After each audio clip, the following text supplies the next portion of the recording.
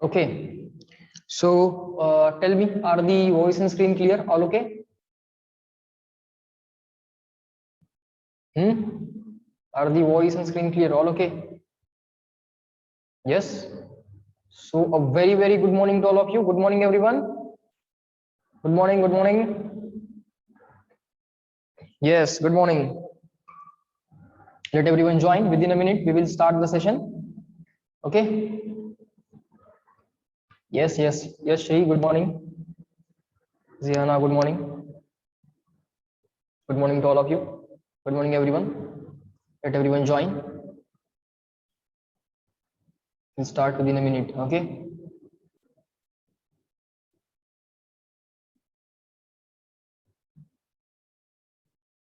Fine. So doubts discuss करूयात आपण. Okay, एक डाउट सेशन घेऊयात NLM आणि फ्रिक्शन वरचा. चांगले क्वेश्चन्स आहेत.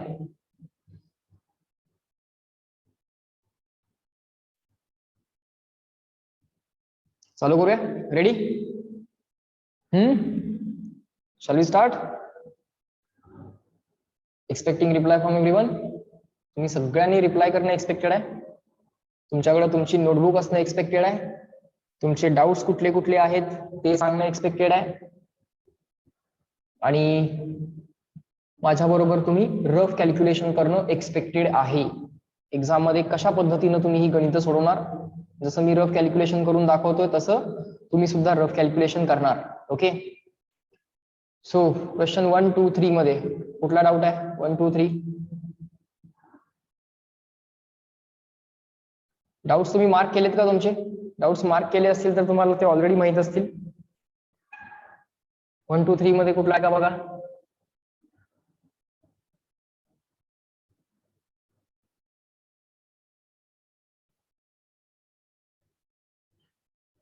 सांगत चला फक्त.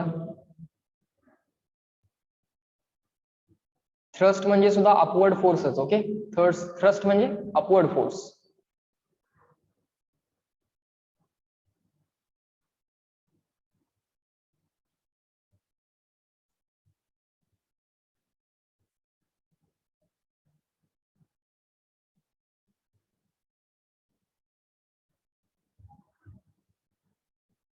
क्वेश्चन 3 आलाय का बघा. क्वेश्चन 3 जरा चेक करा. मी विचारत नाही डाऊट 3 वाला, पण चला एकदा जरा चेक करूया. In a rocket of mass 1000 kg, fuel is consumed at a rate of 40 kg per second. Rate of consumption of fuel दिलाय. एक रॉकेट दिलंय आम्हाला. ओके, रॉकेटवाली सिस्टीम बघितली होती का बाळांनो आपण? रॉकेटवाली सिस्टीम बघितली आहे आपण. Rate of consumption of fuel आम्हाला दिलेला आहे. म्हणजे काय दिलेलं आहे? Rate of change of consumption of fuel. Unit काय बघा की kg पर सेकंड म्हणजे dm/dt. Rate of consumption of fuel दिलाय dm/dt. या रेटनी फ्युएल कन्झ्युम व्हायला लागलाय. किती दिलाय तो आम्हाला? 40 kg per second. 40 kg per second. dm/dt ची न्यूमरिकल व्हॅल्यू आहे 40 kg पर सेकंड. एवढ्या रेटनी फ्युएल कन्झ्युम होत आहे. म्हणजे काय? सेकंदाला 40 kg फ्युएल बर्न होत आहे. मीन्स सेकंदाला 40 kg एवढं रॉकेटचं मास कमी पण होते. लक्षात घ्या, सेकंदाला 40 kg पर सेकंड एवढं रॉकेटचं मास कमी होते. पर सेकंड 40 kg एवढं मास रॉकेटचं कमी होते. The velocity of the gases ejected from the rocket is. ज्या वेलॉसिटीनं गॅस बाहेर पडतोय त्या वेलॉसिटीला म्हटलं जातं you, velocity of ejected gases.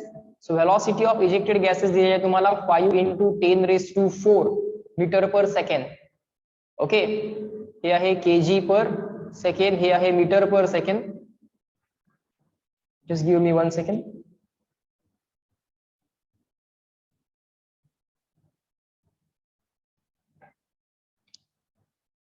त्यानंतर पुढे विचारलंय the thrust on the rocket is. The thrust on the rocket is म्हणजे रॉकेट वरचा नेट अपवर्ड फोर्स किती असेल असं विचारलंय.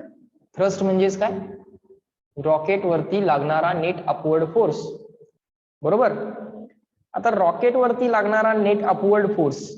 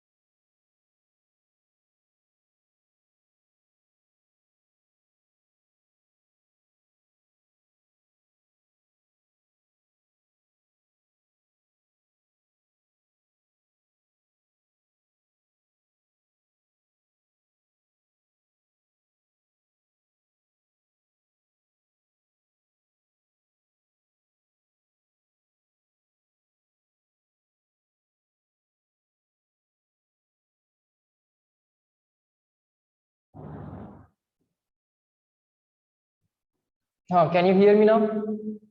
Please tell me. येतोय आता आवाज? येतोय? ओके. कुठपर्यंत लक्षात आलंय मला सांगा? कुठपर्यंत लक्षात आलंय? थ्रस्ट म्हणजे काय समजलंय? What is the meaning of thrust? Upward force on the rocket. हा, त्याच्या पुढे बघा. आता रॉकेट वरचा अपवर्ड फोर्स काढायचा आहे म्हणजे काय काढायचं आहे? तर रॉकेट वरती झालेली रिॲक्शन. हे जे काही गॅसेस आहेत ते खाली ढकलले जातील, रॉकेट जे आहे ते वरती ढकललं जाईल. सो ऍक्शन रिॲक्शनच्या प्रिन्सिपल वरती रॉकेट काम करते, लक्षात घ्या. सो हे जे काही गॅसेस आहेत हे डाऊनवर्ड पुश केले जातात आणि हे जे काही रॉकेट आहे हे अपवर्ड पुश केलं जातं. ऍक्शन रिॲक्शन कॅल्क्युलेट करायची आहे. सो गॅसेस वरती झालेली action is equal to rocket वरती झालेली रिॲक्शन, आणि तोच तुमच्या रॉकेट वरचा नेट अपवर्ड फोर्स आहे. Okay, so net upward force on the rocket is equal to, or the upward force on the rocket is equal to, ही जी काही गॅसेस वरती ऍक्शन झाली आहे ती. आता गॅसेस वरती लागलेला फोर्स म्हणजे rate of change of momentum of gases. So rate of change of momentum कसं काढणार? Rate of change of momentum of gases काढायला change in momentum upon time. Okay, so rocket वरती झालेली ऍक्शन इज इक्वल टू, किंवा rocket वरती झालेली reaction is equal to gases वरती झालेली ऍक्शन. तो ऍक्शनचा जो काय फोर्स आहे, फोर्सला लिहायचं असतं rate of change of momentum. Change in मोमेंटमला काय लिहिता येतं, किंवा मोमेंटमला काय लिहिता येतं? सर मोमेंटमला मास इंटू व्हेलॉसिटी लिहिता येतं. सो मास एम, ओके, किंवा DP is equal to change in momentum of the gases is equal to, गॅसेसची व्हेलॉसिटी चेंज होत नाहीये पण बाहेर पडणारं मास कंटिन्युअसली किती रेटनं बाहेर पडायला लागले ते तुम्हाला दिलंय, म्हणजे तुम्हाला डीएम बाय डीटी दिलेला आहे. सो त्याचा यूज तुम्ही करून या मोमेंटमला मास इंटू व्हेलॉसिटी असं लिहिलं. ओके, या मोमेंटमला काय लिहिलं? मास इंटू व्हेलॉसिटी. आता व्हेलॉसिटी ऑफ रॉकेट कॉन्स्टंट म्हणून तुम्ही बाहेर घ्यायचा, यू तुम्ही कॉन्स्टंट म्हणून बाहेर घ्यायचा, आणि rate of consumption of fuel DM by DT फक्त इथं आत लिहायचा. Rate of consumption of fuel DM by DT तुम्ही आत लिहायचा. So this is called as thrust on the rocket. आणि एवढाच ऍक्शनचा फोर्स गॅसेस वरती ऍक्ट होतो आणि तेवढाच रिॲक्शनचा फोर्स रॉकेट वरती ऍक्ट होतो. So rocket in this way works on the principle of Newton's third law, okay, और principle of action reaction. So ejected गॅसेसचा speed तुम्हाला दिलाय 5 × 10⁴ आणि rate of consumption of fuel म्हणजे dm/dt ते पण तुम्हाला दिलंय 40 kg/s. इथं चुकून एस खाली पडलाय, इथं पाहिजे होता अपॉन सेकंड मध्ये, kg/s मध्ये पाहिजे होता. So rate of consumption of fuel सुद्धा तुम्हाला 40 दिलेला आहे. सो dm/dt 40 दिलेला आहे into you. Speed of ejected gases पण तुम्हाला दिलेला आहे. सो याची मल्टिप्लिकेशन तुम्ही करून फायनल आन्सर कॅल्क्युलेट करू शकता. ओके, याची मल्टिप्लिकेशन करून तुम्ही final answer of thrust on the rocket calculate करू शकता. ओके, लक्षात आला क्वेश्चन? येस नो सांगा. क्वेश्चन नंबर 3 मध्ये काय केलं मी? ऍक्शन रिएक्शन, गॅसेस वरती झालेली ऍक्शन म्हणजे गॅसेसचा rate of change of momentum काढला. गॅसेसचा rate of change of momentum म्हणजे गॅसेसवरचा फोर्स, तोच रॉकेटवरचा फोर्स असणार आहे. Action reaction.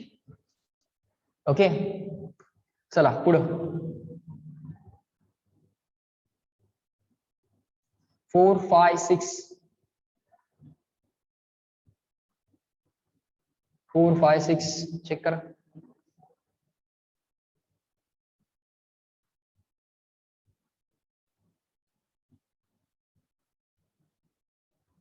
फोर 5, 6 मध्ये असेल तर सांगा.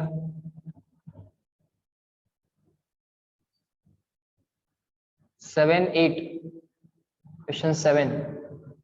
चला बाळांनो, क्वेश्चन नंबर 7 बघूयात. हा 3 वाला मी माझ्याकडनं सॉल्व्ह केला. क्वेश्चन नंबर 7 येतो तुमच्याकडनं, चेक करूयात. Question number 7. The ball of mass m moves with the speed v and it strikes normally. Normally म्हणजे perpendicular with the wall and reflected back normally. एका वॉलला जाऊन एक बॉल धडकलेला आहे. नॉर्मली म्हणजे परपॅन्डिक्युलर, असा जाऊन धडकला. ओके, आणि परत रिफ्लेक्ट बॅक झाला. परपॅन्डिक्युलरच. Ball of mass m moves with the speed v and it strikes normally with the wall and reflected back normally. If its time of contact with the wall is t. Wall बरोबर contact किती वेळासाठी होता? So contact time त्यांनी दिलाय t. Then find the force exerted by the ball on the wall. Simple आहे. The force is rate of change of momentum. Force is rate of change of momentum. So बॉलचा momentum आधी किती होता? मास into velocity. नंतर किती आहे? मास into velocity. पण आधीचा मोमेंटम हा राईटवर्ड होता, नंतरचा मोमेंटम हा लेफ्टवर्ड होता. सो बॉल वरती लागलेला फोर्स म्हणजेच वॉल वरती लागलेला फोर्स, कारण ते ऍक्शन रिएक्शन असतील. बॉल वरती फोर्स लेफ्टवर्ड लागणार, वॉल वरती फोर्स राईटवर्ड लागणार. पण फोर्स म्हणजे sir rate of change of momentum. कुणाचाही एकाचा rate of change of momentum काढूयात. सर फोर्स हा एक वेक्टर असणार आहे. So force is a rate of change of momentum. बाळ मोशन जर वन डायमेन्शनल असेल, मोशन जर वन डायमेन्शनल असेल तर इन्स्टेड ऑफ आय कॅप तुम्ही +1 वापरू शकता, instead of minus I cap तुम्ही -1 वापरू शकता किंवा नुसतं -1 वापरू शकता. सो आधीचा मोमेंटम mv, नंतरचा मोमेंटम पण mv, पण आधी बॉल राईटला चाललाय, धडकल्यानंतर बॉल लेफ्टला चाललाय. चेंज इन मोमेंटम काढताना final momentum minus initial momentum divided by time of the collision or time of contact between the ball and the wall. So final momentum जो असणार तो असणार मास इंटू व्हेलॉसिटी, पण sir तो left साइडला आहे. So minus I cap असं म्हटलंस तरी चालेल बाळ, किंवा नुसतं -mv म्हटलंस तरी चालेल, कारण लेफ्ट साइडची डायरेक्शन दाखवायला पाहिजे. वन डायमेन्शनल केस असेल. बोल Swarni, you are raising the hand.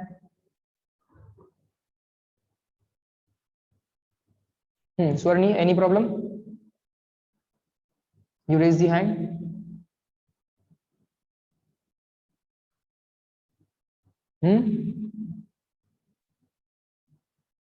Swarni?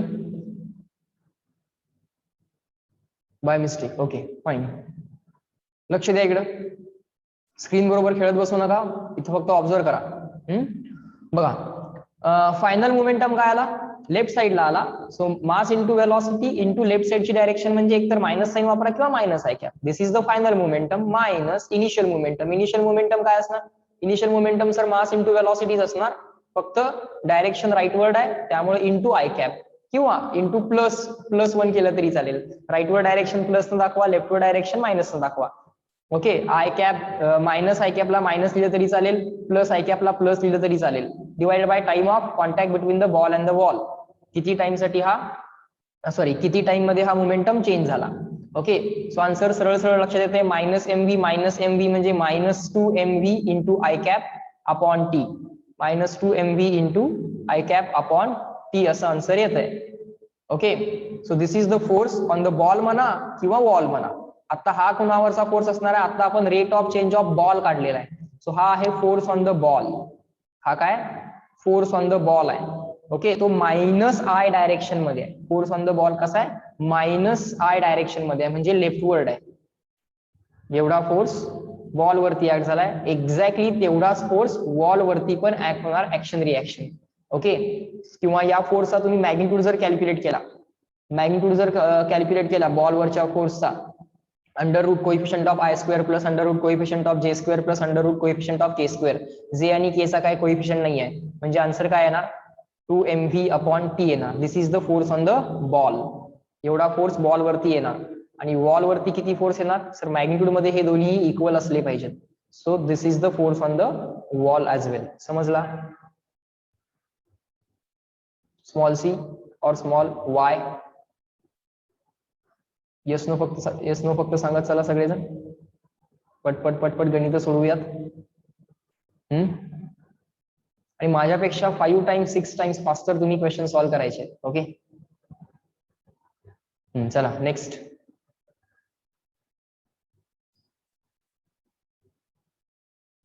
Nine 10 11 तुम्ही क्वेश्चन बोला, मी क्वेश्चन सॉल्व्ह करेन.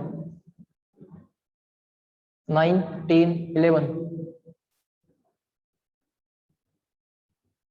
10. क्वेश्चन नंबर 10 बघा.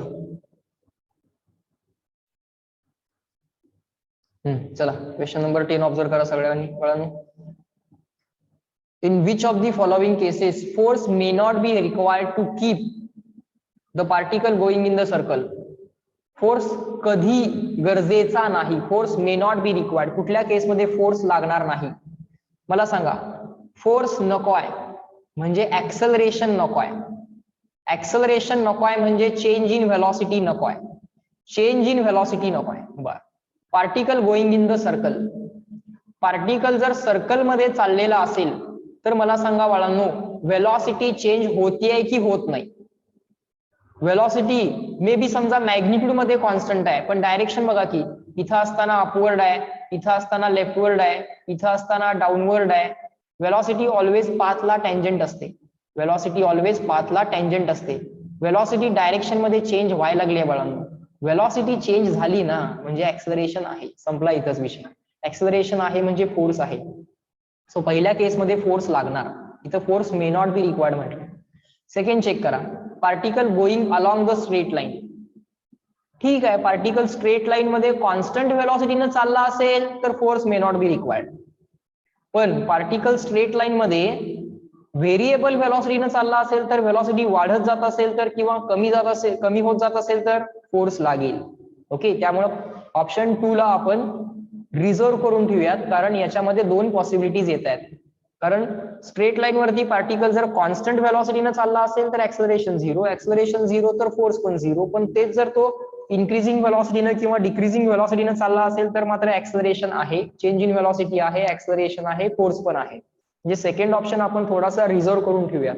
थर्ड ऑप्शन बघा, the momentum of the particle is constant. Yes, मला सांगा बाळांनो, force acting on the particle is rate of change of momentum of the particle. अरे पण बाळा ते सांगतायत ना की momentum of the particle constant आहे, मग बास आहे की जर एखादी गोष्ट कॉन्स्टंट असेल तर त्या कॉन्स्टंटची डेरिव्हेटिव्ह 0, इथं विषय संपतोय. So option 3 will be more accurate. समजलं का मुनीफ? मुनीफ समजलं का? बर, आता ऑप्शन नंबर 4 रॉंग का आहे सांगा बरं. ऑप्शन नंबर 4 का रॉंग आहे? Acceleration of the particle is constant. अरे ऍक्सलरेशन कॉन्स्टंट म्हटलंय म्हणजे आहे ना ऍक्सलरेशन, आहे ऍक्सलरेशन, मग फोर्स पण आहे. कुठं लागणार नाही, force may not be required म्हटलंय. ऑप्शन 3 मध्ये मे not be required. So number 9 बघा आता, क्वेश्चन नंबर 9 चेक करा. 9 पण येतोय ऍज अ डाऊट म्हणून. ऑब्झर्व करा. n small balls each of mass m impinge elastically each second. एका सेकंदात 1 सेकंड मध्ये किती बॉल्स येतात? n balls. इम्पिंज म्हणजे इन्सिडेंट म्हटलं तरी चालेल, इम्पिंज और incident. n small balls each of mass small m impinge elastically each second on a surface with a velocity of u. So आपण इथे एक बॉल दाखवूयात, असे एका सेकंदात n नंबर ऑफ बॉल्स येत आहेत. प्रत्येक बॉलची वेलॉसिटी आहे u आणि हे जाऊन वॉलला धडकतायत. एका सेकंड मध्ये किती बॉल्स येतात? n balls. ते जाऊन वॉलला धडकतायत with the surface with a velocity of u. बरोबर आहे, u एवढ्या वेलॉसिटीनं. The force experience by the surface will be. ठीक आहे, सरफेस वरती किंवा या वॉल वरती किती फोर्स येणार असं त्यांनी विचारलेलं आहे. Force acting on the wall is equal to question mark. मी सिंपल लॉजिक काय वापरणार? बॉल वरती लागलेला force is equal to wall वरती लागलेला फोर्स. मॅग्निट्यूड मध्ये, डायरेक्शन अपोजिट असेल, ऍक्शन रिएक्शन. सो आता बॉल वरती लागलेला फोर्स आपण कॅल्क्युलेट करूया. बॉल वरती लागलेला फोर्स जर कॅल्क्युलेट करायचा असेल तर rate of change of momentum of the ball calculate करावा लागेल. ओके, मग rate of change of momentum, change in momentum तर आम्हाला काढता येईल, चेंज इन मोमेंटम तर आम्हाला काढता येईल, पण त्याचा रेट काढायचा आहे, म्हणजे टाइम रिक्वायर्ड पण आम्हाला माहित पाहिजे. त्यांनी 1 सेकंड असं सांगितलंय. 1 सेकंड मध्ये n बॉल्स, 1 सेकंड मध्ये n बॉल्स. मग असं म्हणता येतं का बघा, force acting on the ball म्हणजे rate of change of momentum of the ball. बरोबर, rate of change of momentum of the ball. पण आपल्याकडं n नंबर ऑफ बॉल आहेत, मग n नंबर ऑफ बॉल्सचा चेंज इन मोमेंटम काढावा लागेल. मग पहिल्यांदा काय करूयात, एका बॉल वरती ऍक्ट होणारा फोर्स कॅल्क्युलेट करूयात, त्याला इंटू n करूयात. So force acting on n number of balls तो काय असेल? तो असेल n times force acting on 1 ball. n times force acting on 1 ball. So n number of balls एका सेकंड मध्ये येत आहेत. आता n नंबर ऑफ बॉल्स वरचा फोर्स कॅल्क्युलेट करायसाठी n into force acting on 1 ball. आता एका बॉल वरती ऍक्ट होणारा फोर्स कॅल्क्युलेट करण्यासाठी rate of change of momentum of 1 ball, rate of change of momentum of 1 ball. एका बॉलचा मोमेंटम किती येणार? Mass into velocity mu. So mass into velocity mu. After reflection, धडकल्यानंतर मोमेंटम परत muच राहणार, फक्त वेलॉसिटीची डायरेक्शन रिव्हर्स होणार. So final momentum minus initial momentum as a vector म्हणून विचार करा. फायनल मोमेंटम काय येणार? mu into minus I cap, किंवा सिम्पली मायनस mu म्हटलं तरी चालेल. लेफ्टवर डायरेक्शन मायनस न दाखवू, राईटवर डायरेक्शन प्लस न दाखवू बाळांनो. ओके, सो इथं मी काय करू शकतोय? फायनल मोमेंटम काय आला? मायनस mu, कारण तो लेफ्टवर्ड आहे, वेक्टर म्हणून विचार करा. Minus initial momentum, initial momentum काय? राईटवर्ड आहे, त्यामुळे तो प्लस mu किंवा mu into plus i cap, आणि इथं mu into minus I cap कसंही चालेल. आता आय कॅप जे कॅप वापरत बसत नाही, कारण मोशन कशी आहे? 1 डायमेन्शनलच आहे. Okay, divide by time. किती टाइम साठी सांगितलंय? n नंबर ऑफ बॉल्स किती टाइम साठी ऍक्ट होत आहेत, किती टाइम मध्ये इम्पिंज होत आहेत? 1 सेकंड. ओके, या सगळ्याला काय करायचं आहे? n न मल्टिप्लाय करायचं आहे. सो तो मल्टिप्लाय वाला n इथं लिहिला. आता आन्सर काय येते जरा चेक करा.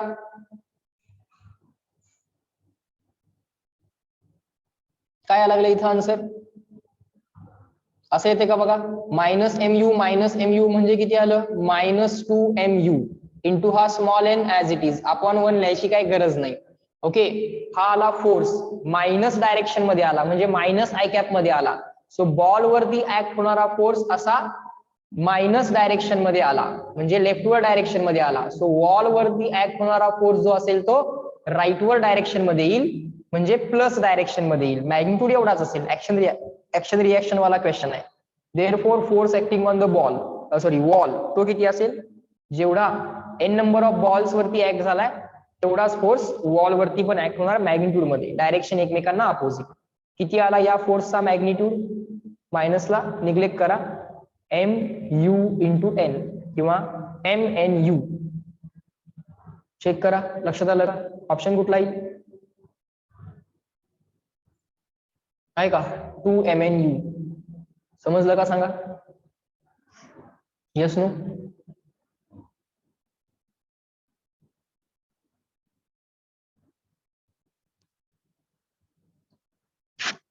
आलं लक्षात? काय नाही, मी एका बॉलचा चेंज इन मोमेंटम काढला, इंटू एन बॉल्सचा केला. एन बॉल्सचा चेंज इन मोमेंटम कळाला की एन बॉल वरचा फोर्स कळतो बाळ. एन बॉल्स वरचा फोर्स कळाला की वॉल वरचा पण फोर्स कळतो. ऍक्शन रिएक्शन ना, न्यूटन्स थर्ड लॉ वाला क्वेश्चन आहे तो. चला पुढे. 12, 13, 14.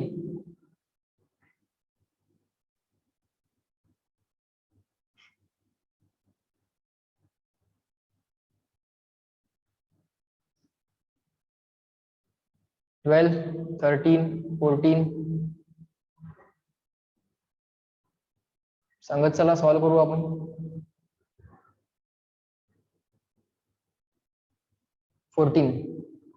बघा, नील एकदाच मेसेज कर. बघा नंबर 14, क्वेश्चन नंबर 14 सॉल्व्ह करूयात. सिंपल आहे, चेक करूयात काय दिलंय. Three solids of masses m1, m2, m3 are connected with the weightless strings in succession. एका मागोमाग 3 ब्लॉक्स अटॅच केलेले आहेत, ठीक आहे. And are placed on the frictionless table, आणि ते 3 ब्लॉक्स एका मागोमाग अटॅच केलेले आहेत आणि फ्रिक्शनलेस टेबल वरती ठेवलेले आहेत. If the mass m3 is drag with a force of capital T, the tension in the string between m2 and m3 is. 3 blocks draw करूयात. m1 in succession with m2 in succession with m3. 3 blocks. m3 ला drag केलंय with force equal to T. m3 वरती किती force लावलाय?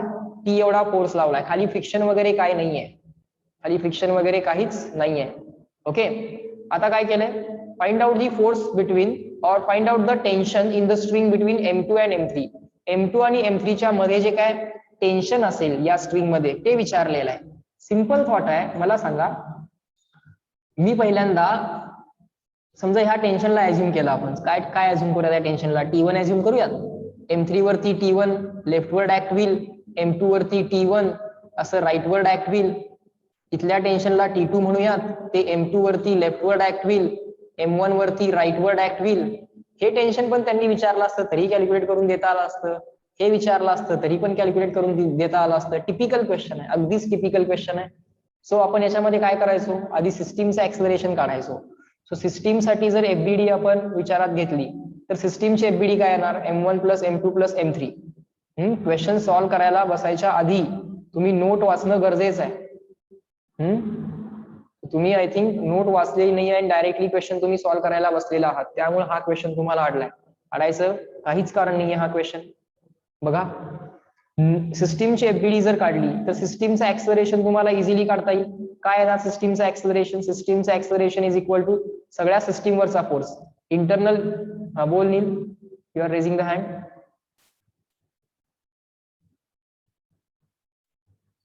बोल बाळ, any problem?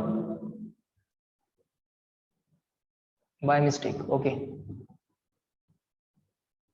हा बघ, लक्ष दे, किती सिंपल आहे, जरा लक्ष दे. ओरली सुद्धा करू शकता तुम्ही बाळांनो हा क्वेश्चन. समजून घ्या. सिस्टीमचं ऍक्सलरेशन काढून घ्या. T divided by m1 plus m2 plus m3 करा.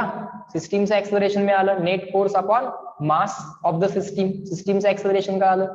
जे ऍक्सलरेशन सिस्टीमचं असणार तेच m2 चं असणार, तेच m1 चं असणार, तेच m3 चं असणार. आता बाळ तुला T1 विचारलेला आहे. पण T1 विचारलेला आहे तर तुझ्याकडे 2 ऑप्शन आहेत. एक तर तू m2 ची एफबीडी कन्सिडर कर किंवा m2 आणि m1 ची एकत्रितपणे एफबीडी विचारात घे. कुठली एफबीडी विचारात घेऊयात सांगा? जर m2 विचारात घेतला तर T2 पण येणार. मग अजून एक अननोन विनाकारण क्रिएट होणार. मग कुठली एफबीडी घेऊयात? m2 ची किंवा m2 प्लस m1 ची टुगेदर? m1 आणि m2 ची टुगेदर, बरोबर का? आठवतंय का? एक्झॅक्टली सेम क्वेश्चन आपण सॉल्व्ह केला होता, ज्यात आपल्याला कमीत कमी फोर्सेस विचारात घ्यावे लागतील ते करत चला. अदरवाईज काय होईल? या m2 ची एफबीडी लिहावी लागेल. T1 T2 हे 2 अननोन असतील. परत इथनं T2 कॅल्क्युलेट करावा लागेल, तो इथे टाकावा लागेल. त्याच्यापेक्षा m1 आणि m2 ची एकत्रितपणे एफबीडी विचारात घ्या. m1 आणि m2 ची एकत्रितपणे एफबीडी विचारात घेतली तर याच्यावरती ऍक्ट होणारा नेट एक्सटर्नल फोर्स आहे T1 आणि तो आहे राईटवर्ड. आणि ही सिस्टीम किती फोर्सनी, सॉरी, ही सिस्टीम जी काय आहे कुठली? m1 m2.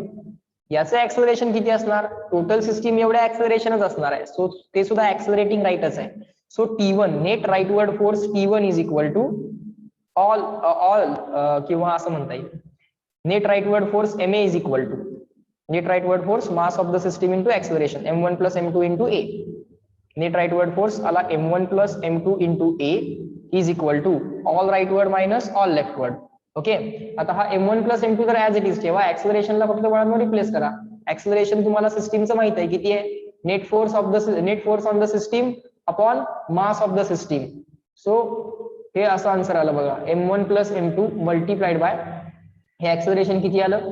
T upon M1 plus M2 plus M3 is equal to T1. आणि हेच तुम्हाला विचारलं होतं, tension between the string M2 and M3. Tension in the string between M2 and M3. M2 आणि M3 च्या मध्ये जी स्ट्रिंग आहे. Check करा, समजलं का? नील बोल, येस नो, आले का लक्षात तुला? करता येईल, करता येईल. Very good. आता मला सांगा बाळा, मग T2 ची व्हॅल्यू किती असेल? ओरली पण सांगता यायला पाहिजे. T2 ची व्हॅल्यू अशी असेल का नाही बघा. T2 ची व्हॅल्यू काढायला M1 ची FBD काढणार मी. M1 ची FBD काढली, त्याच्यावरती T2 ऍक्ट व्हायला लागलाय सर. M1 सुद्धा A नच ऍक्सलरेट व्हायला लागलाय. So net rightward force M1 into A is equal to all rightward करणार. सो T2 ची व्हॅल्यू किती येणार? M1 into A. Acceleration of the system तर सर मी ऑलरेडी काढलेला आहे. किती आहे ते? T upon M1 plus M2 plus M3. In this way you can orally do it. ओके, हे सुद्धा तुम्हाला ओरली करता आलं असतं. Tension between M1 M2 string, M1 आणि M2 च्या मध्ये जी काही स्ट्रिंग आहे त्या स्ट्रिंगचं टेन्शन जरी काढायला विचारलं असतं तरी काढता आलं असतं. समजलं? जायचं पुढं? यस नो बोला पटकन, पुढे सगळ्यात.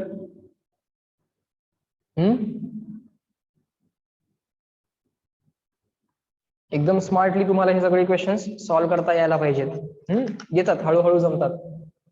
Okay, Neel is saying number 37 question. Okay बा, पोहोचूया तिथं आपण. सिक्वेन्शियली जाऊयात, सगळ्यांचे डाऊट्स बघू, सगळे डाऊट सॉल्व्ह करू आपण.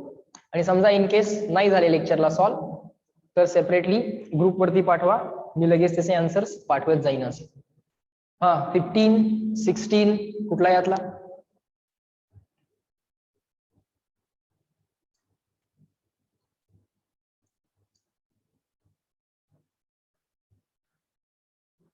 फिफ्टीन 16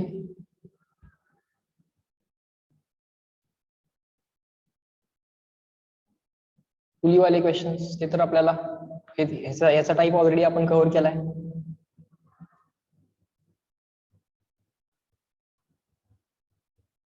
सेव्हन्टीन, 18, 19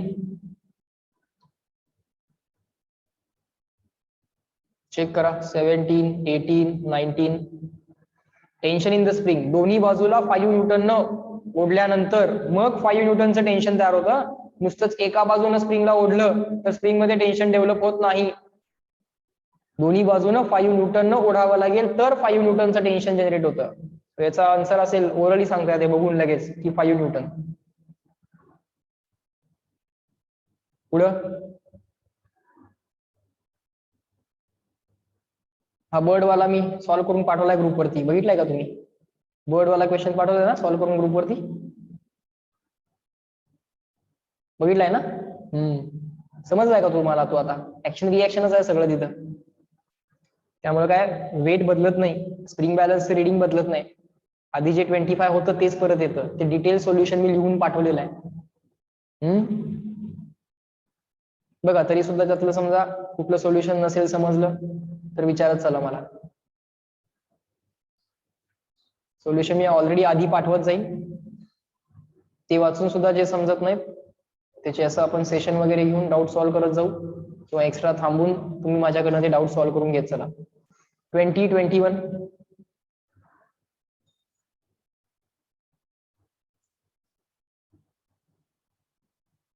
मार्क करून ठेवले असतील क्वेश्चन्स, सांगत चला.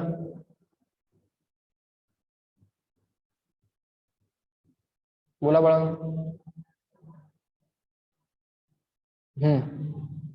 डायरेक्टली नंबर 30 आहे, ठीक आहे. 30, 37 लक्षात ठेवतो मी, पोहोचू तिथपर्यंत आपण. 30 आणि 37 आलेले आहेत क्वेश्चन्स. बरं ठीक आहे. 21 वाला क्वेश्चन बघा. A block of mass 4 kg is suspended through the two light spring balances A and B. हा एक स्प्रिंग बॅलन्स आहे A, हा एक स्प्रिंग बॅलन्स आहे B. स्प्रिंग बॅलन्स म्हणजे एक वेट मेजर करायचं इन्स्ट्रुमेंट आहे किंवा मास मेजर करायचं इन्स्ट्रुमेंट आहे म्हणा, काही म्हणा. वेट मेजर करायचं इन्स्ट्रुमेंट म्हणूया आपण. आणि स्प्रिंग बॅलन्सचं रिडिंग जे असतं, बॅलन्स वजन काटा. ओके, बॅलन्स म्हणजे वजन काटा. सो त्याच्या बॅलन्सचं जे काय रिडिंग असतं ते काय असतं? स्प्रिंग बॅलन्सचं रिडिंग म्हणजे स्प्रिंग मधलं टेन्शन. लक्षात ठेवा, स्प्रिंग बॅलन्सचं रिडिंग म्हणजे स्प्रिंग मधलं टेन्शन. ओके, स्प्रिंग बॅलन्सचं रिडिंग आम्हाला कॅल्क्युलेट करायचं आहे. Then A and B will read respectively. याच्या खाली 4 kg चा ब्लॉक लावलाय. ओके, बी च्या खाली 4 kg चा ब्लॉक लावलेला आहे. सो सिंपल बघा, मी काय सांगतोय समजून घ्यायचा प्रयत्न करा. इथे एक स्प्रिंग आहे, इथे एक स्प्रिंग आहे, ही स्प्रिंग ए आहे, ही स्प्रिंग बी आहे, आणि याला मास किती लावलेला आहे? 4 kg. ओके, या स्प्रिंगचं रिडिंग काय असणार आहे? या स्प्रिंगचं रिडिंग असणार आहे या स्प्रिंग मधलं टेन्शन. या स्प्रिंगचं रिडिंग काय असणार आहे? या स्प्रिंग मधलं टेन्शन. मी सिंपल असं म्हणतो, इथं बघा जी सिस्टीम आहे ती इक्विलिब्रियम मध्ये आहे, म्हणजे फोर्सेसचा बॅलन्स असणार आहे. मग मला सांगा, या बी मध्ये जे काय टेन्शन आहे, या बी मध्ये जे काय टेन्शन आहे, त्या टेन्शनची रिस्पॉन्सिबिलिटी आहे या 4 kg चं वेट बॅलन्स करणं. या 4 kg चं वेट असणार आहे 4 × G mg. So tension in the B हे असणार. टेन्शन इन द बी काय असणार? हे असणार. कारण या बी मधल्या स्प्रिंगचं जे काय टेन्शन आहे त्याची रिस्पॉन्सिबिलिटी आहे हे 4 kg चं वेट बॅलन्स करणं. आणि टेन्शन इन द स्प्रिंग म्हणजेच स्प्रिंगचं रिडिंग, म्हणजेच स्प्रिंग बॅलन्सचं रिडिंग. ओके, आता बाळांनो दोन पद्धतीनं रिडिंग देता येतं. एक तर रिडिंग मासचं देता येतं किंवा वेटचं देता येतं. मासचं रिडिंग सांगा म्हटलं की 4 kg असं सांगायचं. ऑप्शन मध्ये बघायचं, ऑप्शन मध्ये रिडिंग कसे आहेत? वेटचे रिडिंग आहेत म्हणजे न्यूटन मध्ये आहेत की मासचे रिडिंग आहेत केजी मध्ये आहेत? तर आन्सर आहे केजी मध्ये आहेत. मग आम्ही इंटू जी नाही लिहिणार, आम्ही रिडिंग जे काय सांगणार, रिडिंग ऑफ बी हा जो काय स्प्रिंग बॅलन्स आहे याचं रिडिंग काय आलं? या स्प्रिंग मधलं टेन्शन. त्या स्प्रिंग मधल्या टेन्शनची रिस्पॉन्सिबिलिटी काय आहे? 4 kg ला बॅलन्स करणं, म्हणजे 4G ला बॅलन्स करणं. 4G ला बॅलन्स करणं. आन्सर मध्ये बघायचं आम्हाला आन्सर वेटचं लिहायचं आहे की मासचं लिहायचं आहे. ऑप्शन्स मध्ये बघून कळते की मासचं आन्सर लिहायचं आहे. सो बीचं रिडिंग येणार 4 kg. समजा वेटचं आन्सर लिहायचं असतं तर असं लिहायचं 4, हे जे काय मास आहे हे कुठल्या युनिट मध्ये आहे? kg. इंटू जी जो काय असतो, इंटू जी जो असतो तो इंटू जी च्या ऐवजी तुम्हाला WT असंही लिहिता येतं, वेट. येते का लक्षात? जर तुम्हाला फोर्सचा आन्सर लिहायचा असेल तर. इथं आपण मासचा आन्सर लिहिलंय, फोर्स किंवा वेटचा आन्सर लिहायचं असेल तर काय करायचं? मास किती केजी आहे ते लिहायचं आणि इंटू ऍक्सलरेशन ड्यू टू ग्रॅव्हिटीच्या ऐवजी WT हा वर्ड वापरायचा. WT weight, 4 kg weight. 4 kg वेटला न्यूटन मध्ये इझिली कन्वर्ट करता येत आहे. कसं? 4 kg ऍज इट इज, वेटला रिप्लेस करायचं ऍक्सलरेशन ड्यू टू ग्रॅव्हिटीनं. वेटला रिप्लेस करायचं ऍक्सलरेशन ड्यू टू ग्रॅव्हिटीनं. 4 × 9.8 करून तुम्ही फायनल नंबर कॅल्क्युलेट करा. पण पहिल्यांदा युनिट कडे फोकस करा. kg metre per second square म्हणजे काय होते? kg metre per second square म्हणजे बाळांनो न्यूटन असं होतंय. सो तुम्हाला इझिली वेट किंवा मासचं रिडिंग देता आलं पाहिजे. ऑप्शन मध्ये बघून ठरवायचं ते. ओके, बीचं रिडिंग तर आम्हाला लक्षात आलं. आता बाळांनो एचं रिडिंग किती आहे बघूयात. एचं रिडिंग म्हणजे ए मधलं टेन्शन. ए मधल्या टेन्शनची रिस्पॉन्सिबिलिटी आहे या सगळ्या लोकांचं वेट बॅलन्स करणं. ए मधल्या टेन्शनची रिस्पॉन्सिबिलिटी आहे खाली असणाऱ्या सगळ्या लोकांचं वेट बॅलन्स करणं. बरोबर आहे सर. पण बाळांनो या स्प्रिंग बी चं काही मास दिलंय का? या स्प्रिंग बी ला काही मास दिलंय का क्वेश्चन मध्ये? सांगा यस नो. आम्हाला या स्प्रिंग बी ला काय मास दिलंय का? तर नाही. मग ही स्प्रिंग जी असेल ती मासलेस घ्यायची किंवा वेटलेस घ्यायची. ही स्प्रिंग जी आहे ती मासलेस घ्यायची किंवा बाळांनो वेटलेस घ्यायची. त्यामुळे याला काही मास नाही, याला मास आहे. म्हणजे टेन्शन इन ए एच्या टेन्शननं किती वेट बॅलन्स करायचं आहे सर? याला तर काय मास नाही, 4 kg ला मास आहे, म्हणजे सर परत 4 kg इंटू जी एवढंच मास आम्हाला बॅलन्स करावं लागणार आहे. करेक्ट श्रेया? 4 kg इंटू जी एवढंच मास आम्हाला बॅलन्स करावं लागणार आहे, कारण या स्प्रिंगला त्यांनी मास दिलं नाही तर आम्ही त्याला मासलेस घेतलं. मग परत टेन्शन इन द स्प्रिंग ए त्याचं रिडिंग पण 4 इंटू जी झालं की. मग जर बाळांनो आन्सर केजी मध्ये द्यायचा असेल तर 4 kg असं आन्सर असेल, आणि आन्सर जर वेट मध्ये द्यायचा असेल किंवा न्यूटन मध्ये द्यायचा असेल तर काय लिहिशील बाळा? 4 kg ऍज इट इज लिहिशील, आणि acceleration due to gravity g च्या ऐवजी कुठला वर्ड वापरशील? वेट असा वर्ड वापरशील. Is that clear? बोला बाळांनो, हा क्वेश्चन समजला का? दोन्ही आन्सर माझे 4 kg असेच यायला लागले. 4 kg असेच माझे आन्सर यायला लागलेले आहेत. म्हणजे मी ऑप्शन सिलेक्ट करणार 3. तुमच्याकडे आन्सर की पण असेल, तुम्ही क्वेश्चन्स बघितलेले पण असतील. माझे आन्सर तर 4 kg असे आले. त्यामुळे तुम्हाला आन्सर की माहित असल्यामुळे तुम्हाला आन्सर माहित असेल की माझं बरोबर आलंय की चुकलंय. चुकलं तर मला सांगा, म्हणजे आपण चेक करू की आपला विचार नक्की कुठं चुकलाय आणि आपण तो चेंज पण करू मग. ओके, बर पुढे चला. सो काय लक्षात आलं या क्वेश्चन मधनं? स्प्रिंगचं रिडिंग जे असतं, स्प्रिंग बॅलन्सचं रिडिंग जे असतं ते काय असतं? स्प्रिंग मधलं टेन्शन असतं सर. स्प्रिंग बॅलन्स रिडिंग काय असतं? स्प्रिंग मधलं टेन्शन असतं बघा सर. ओके, म्हणजे स्प्रिंग मधलं टेन्शन काढायचं आहे आम्हाला आणि काय नाही. पुढे चला. 22, 23, 24 up to 24, 22, 23, 24 up to 24 lift वाले क्वेश्चन्स आहेत बघा. भरपूर प्रॅक्टिस केली होती आपण लिफ्ट वाल्या क्वेश्चन्सची. जमलेत का बघा तुम्हाला? अप टू 24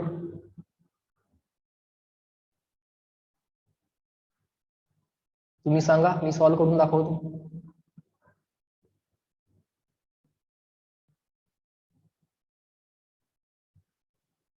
ट्वेंटी 22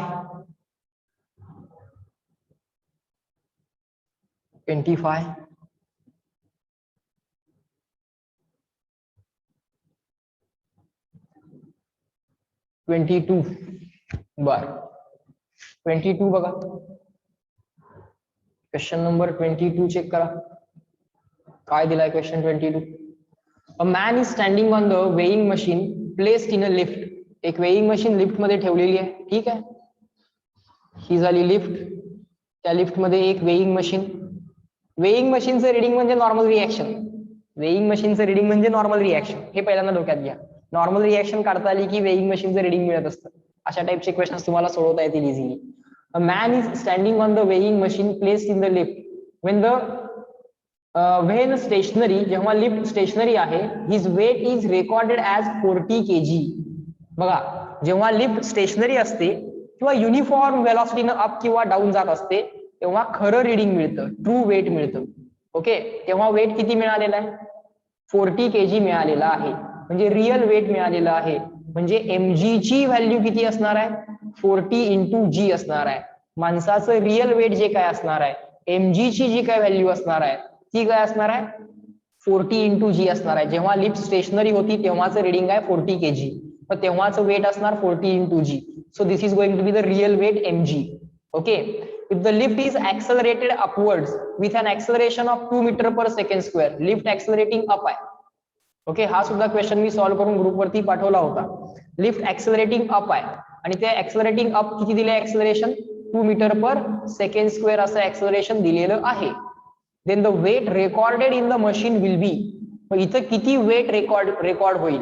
आणि ऑप्शन मात्र वेटचे नाही दिले, ऑप्शन मात्र मासचे दिलेले आहेत. ठीक आहे, मासचा आपण ऑप्शन काढूयात. मला सांगा, एखादा बॅलन्स जेव्हा आम्ही इथे ठेवतोय किंवा एखादं वेइंग मशीन जेव्हा आम्ही इथं ठेवतोय आणि याच्यावरती एक पर्सन उभा राहिलाय, this is the person standing on the lift.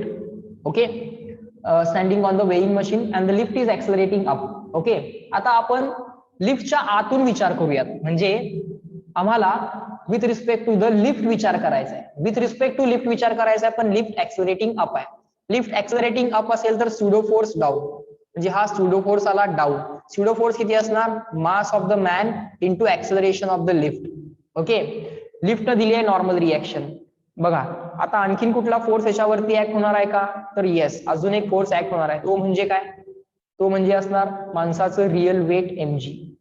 mg pseudo force down, normal reaction up. Therefore आता स्प्रिंगच्या आत विथ रिस्पेक्ट टू लिफ्टच्या आत, लिफ्टच्या आतून आपण विचार करतोय. लिफ्टच्या आतून विचार करतोय म्हणजे काय? लिफ्टच्या आतून विचार करतोय म्हणजे लिफ्ट तर ऍक्सलरेटिंग फ्रेम ऑफ रेफरन्स आहे, स्युडो फोर्स घ्यावा लागेल. ग्राउंड वरून विचार केला तर स्युडो फोर्स घ्यायची गरज नाहीये, कारण ground he non inertial frame of ground he inertial frame of reference आहे. ग्राउंड काय ऍक्सलरेट होत नाहीये. पण विथ रिस्पेक्ट टू लिफ्ट विचार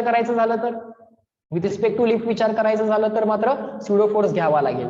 लिफ्टमध्ये तर हा जो काय पर्सन आहे हा स्टेशनरी आहे, लिफ्टमध्ये हा जो काय पर्सन आहे तो रेस्टला आहे. मग विथ रिस्पेक्ट टू लिफ्ट तुम्हाला रूल्स अप्लाय करायचे असतील तर स्युडो फोर्स घ्यावा लागेल. ओके, ग्राउंड वरनं बघितलं तर स्युडो फोर्स घ्यायची गरज नाही, हा माणूस तुम्हाला ऍक्सलरेटिंग अप दिसेल. पण विथ रिस्पेक्ट टू लिफ्ट विचार केला तर हा माणूस रेस्टला दिसेल आणि स्युडो फोर्स मात्र घ्यावा लागेल. So all upward forces is equal to all downward forces. All upward forces is equal to all downward forces. Answer आलं mg प्लस ma. आन्सर काय आलं? mg plus ma. इथनं सरळ सरळ लक्षात येते की m ची व्हॅल्यू आहे 40. m ची व्हॅल्यू किती आहे? 40. So 40 into g plus 40 into a. a ची व्हॅल्यू किती आहे? 2. सो आन्सर किती यायला लागलंय माझं? g ची व्हॅल्यू 10 घेऊयात, त्यांनी दिलेली पण आहे. सो आन्सर किती यायला लागलंय? 40 इंटू g. g ची व्हॅल्यू आहे 10 प्लस 80. आन्सर किती आलं? 480. So this is the normal reaction. Normal reaction म्हणजेच या वेइंग मशीननं दिलेलं रिडिंग. नॉर्मल रिएक्शन म्हणजेच वेइंग मशीननं दिलेलं रिडिंग. पण ही नॉर्मल रिएक्शन बाळांनो फोर्स असल्यामुळे उत्तर कसं आलं? न्यूटन मध्ये आलं. आन्सर बाळांनो न्यूटन मध्ये नको आहे, आन्सर तुम्हाला केजी मध्ये पाहिजे आहे. मग आन्सर केजी मध्ये पाहिजे आहे तर या नॉर्मल रिएक्शनला लिहायचं m डॅश. m नाही लिहायचं, रिअल वेटला रिअल मासला m म्हटलेलं आहे. रिअल मासला आपण m म्हटलेलं आहे, पण जे रिडिंग दिलं जाईल ते m डॅश दिलं गेलं असं म्हणायचं, इंटू जी म्हणायचं. ओके, m डॅश इंटू जी म्हणायचं. ते किती आलं? 480. मग आता आम्हाला जर न्यूटन मध्ये रिडिंग विचारलं असतं तर आम्ही 480 न्यूटन असा ऑप्शन सिलेक्ट केला असता. पण आम्हाला केजी मध्ये ऑप्शन विचारलेला आहे, केजी मध्ये रिडिंग विचारलेला आहे, म्हणून गिवन रिडिंगला तुम्ही m dash into a, mass into acceleration due to gravity असं लिहायचं. देअरफॉर m डॅश किती येणार? सर 480 अपॉन जी इतका येणार. तो 480 अपॉन जी, जी ची व्हॅल्यू घ्यायची 10. आन्सर आलं 48 kg.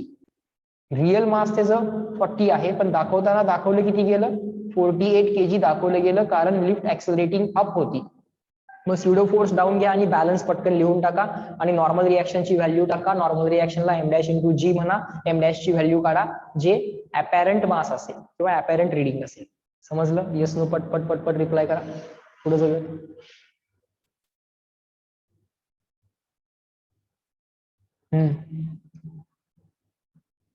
क्वेश्चन 30 आणि 37 डाऊट्स आहेत, लक्षात ठेवा. तिथे पोहोचू आपण. पुढे कुठला आहे बघा? 24, 25.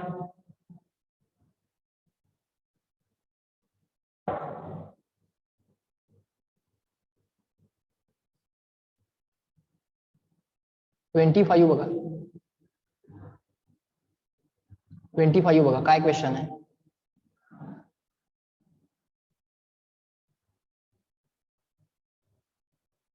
जरा ऑब्झर्व करा, समजून घेऊयात. क्वेश्चन नंबर 25 काय आहे? If in a stationary lift, man is standing with the bucket full of the water, having the hole at its bottom. bar. So एक बकेट आहे, त्या बकेटला बॉटमला होल आहे, त्या बकेटला एक बॉटमला होल आहे आणि त्याच्यामध्ये वॉटर आहे. ओके, आणि हे बकेट कुठे ठेवलंय? एका ऍक्सलरेटिंग लिफ्ट मध्ये ठेवलेलं आहे. हे बकेट एका ऍक्सलरेटिंग लिफ्ट मध्ये ठेवलेलं आहे. ओके, एक माणूस त्या बकेटला घेऊन उभा राहिलाय. ठीक आहे, आता माणूस कडे बसत नाही. The rate of flow of water through the hole is r0. जेव्हा लिफ्ट स्टेशनरी आहे, जेव्हा लिफ्ट स्टेशनरी आहे तेव्हा rate of flow of water म्हणजे सेकंदाला किती व्हॉल्यूम बाहेर पडतोय, how many metre cube of water is falling out per second, त्याला म्हणायचं rate of flow of water. तो किती दिलाय? r0 दिलेला आहे. तो किती दिलेला आहे? r0 दिलेला आहे. बरोबर, सेकंदाला किती वॉटर इथनं बाहेर पडतंय तो रेट दिलाय R0. केव्हा? जेव्हा लिफ्ट स्टेशनरी आहे तेव्हा. जेव्हा लिफ्ट स्टेशनरी आहे तेव्हा. If the lift starts to move up and move down with the same acceleration, then the rate of flow of water are RU and RD. जेव्हा lift ऍक्सेलरेटिंग up आहे, जेव्हा lift ऍक्सेलरेटिंग up आहे तेव्हा rate जो काय दिलाय तो रेट U दिलाय, RU दिलाय. आणि जेव्हा लिफ्ट ऍक्सेलरेटिंग डाऊन आहे, लिफ्ट ऍक्सेलरेटिंग डाऊन आहे तेव्हा rate of flow of water हा RD दिलाय. आणि हे 3 रेट आम्हाला कम्पेअर करायला सांगितलेले आहेत. हे 3 रेट आम्हाला कम्पेअर करायला सांगितलेले आहेत. अगदी सिंपल आहे. काय करायचंय ते तुम्हाला मी सांगतो. पहिल्यांदा मला सांगा, जेव्हा लिफ्ट स्टेशनरी आहे म्हणजे लिफ्ट ऍक्सेलरेट होत नाहीये, जेव्हा लिफ्ट ऍक्सेलरेट होत नाहीये तेव्हा या वॉटरवरती ऍक्ट होणारे फोर्सेस ड्रॉ करायचे. या वॉटरवरती ऍक्ट होणारा जो काय नेट डाऊनवर्ड फोर्स आहे तो फक्त आणि फक्त त्याचं ओन वेट mg इतका आहे. जितका डाऊनवर्ड फोर्स जास्त असेल तितका rate of flow of water coming out of the hole जास्त असेल. सो तो जो काय रेट आहे तो नेट डाऊनवर्ड फोर्सला प्रपोर्शनल असतो. लक्षात ठेवा. पाण्याचं जे काय rate of flow of water आहे, ओके, तो जो काय rate of flow of water आहे तो नेट डाऊनवर्ड फोर्सला प्रपोर्शनल असतो. मग इनिशियली नेट डाऊनवर्ड फोर्स काय होता? mg होता सर, आणि कुठला नव्हता, लिफ्ट स्टेशनरी होती. त्यामुळे बाळांनो इनिशियली जो काय rate of flow of water होता तो mg ला प्रपोर्शनल होता किंवा g ला प्रपोर्शनल होता असं म्हणा, काही अडचण नाही. ओके, नंतरच्या केसमध्ये समजा लिफ्ट ऍक्सेलरेटिंग अप आहे. जेव्हा लिफ्ट ऍक्सेलरेटिंग अप आहे तेव्हा mg डाऊनवर्ड तर आहेच, पण त्याचबरोबर एक स्यूडो फोर्स पण आला. त्यामुळे नेट डाऊनवर्ड फोर्स जो झाला ना बाळांनो तो net downward force mg plus ma झाला. त्यामुळं सेकंड केस मध्ये जो काय रेट ऑफ फ्लो ऑफ, एक सेकंड, लिफ्ट ऍक्सेलरेटिंग अप होताना जो काय रेट आहे तो RU आहे. मग रेट तर नेट डाऊनवर्ड फोर्सला प्रपोर्शनल आहे. लिफ्ट ऍक्सेलरेटिंग अप होताना जो काय नेट डाऊनवर्ड फोर्स आहे तो कोण कोण असणार? mg आणि स्यूडो फोर्स. तो किती आला? mg प्लस ma आला. तो आला mg प्लस ma. आणि तिसऱ्या केसमध्ये काय आहे? लिफ्ट ऍक्सेलरेटिंग डाऊन आहे. लिफ्ट ऍक्सेलरेटिंग डाऊन असेल तर स्यूडो फोर्स काय आला? अप आला. स्यूडो फोर्स काय आला? अप आला. स्यूडो फोर्स आला अप. त्यामुळे नेट डाऊनवर्ड फोर्स जो झाला तो all downward minus all upward करून काढावा लागेल. जेव्हा लिफ्ट ऍक्सेलरेटिंग डाऊन आहे तेव्हाचा रेट आहे RD. तो rate of flow of water जो असतो तो नेट डाऊनवर्ड फोर्सला प्रपोर्शनल असतो. नेट डाऊनवर्ड फोर्स काय येणार? All downward minus all upward. All downward minus all upward. त्यामुळे आन्सर काय येणार? mg minus ma. आता मला सांगा बाळांनो, इथं mg प्लस ma आहे, इथं mg मायनस ma आहे आणि इथं mg आहे. मग हा mg प्लस ma म्हणजे हा सगळ्यात मोठा असेल, इथं mg आहे हा मिडलला असेल आणि हा mg मायनस ma सगळ्यात लोएस्ट रेट असेल. समजतंय का? हा सगळ्यात हायएस्ट, कारण तो mg प्लस ma ला प्रपोर्शनल आहे. म्हणजे जेव्हा लिफ्ट ऍक्सेलरेटिंग अप आहे तेव्हा नेट डाऊनवर्ड फोर्स जास्त येतो. किती येतो? mg प्लस ma येतो. जेव्हा लिफ्ट ऍक्सेलरेटिंग डाऊन आहे तेव्हा नेट डाऊनवर्ड फोर्स कमी येतो, mg मायनस ma येतो. आणि जेव्हा लिफ्ट स्टेशनरी आहे तेव्हा नेट डाऊनवर्ड फोर्स mg इतका येतो. सो हा mg प्लस ma ला करस्पॉन्डिंग रेट हायएस्ट असेल, mg ला करस्पॉन्डिंग रेट मिडलला असेल, R0 म्हटलंय त्याला आपण. आणि हा जो काय mg मायनस ma ला करस्पॉन्डिंग रेट जो असेल, नंबर लहान आहे त्याचा रेट लहान, हा नंबर मोठा आहे त्याचा रेट मोठा, हा नंबर मिडलला आहे त्याचा रेट मिडलला. ओके, हे समजलं का? जरा मला सांगा. आर यू गेटिंग दिस? हे तुमच्या लक्षात आलं का? तुम्हाला हे माहित असणं गरजेचं होतं. Rate of flow of water हा नेट डाऊनवर्ड फोर्सला प्रपोर्शनल असेल. एकदा यस नो सगळ्यांनी मला रिप्लाय करा. कसं कसं ठरवलं मी? नेट डाऊनवर्ड फोर्स काढला फक्त लिफ्ट ऍक्सेलरेटिंग अप होताना, डाऊन होताना आणि लिफ्ट स्टेशनरी असताना. तेवढंच केलं मी आणि ठरवलं.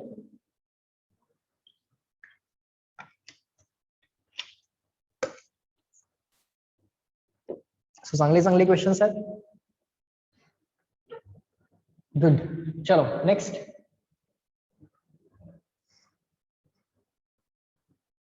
26, 27,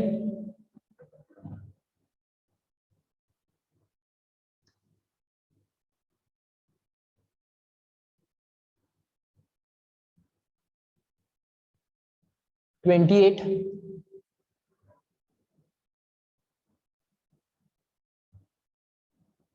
29,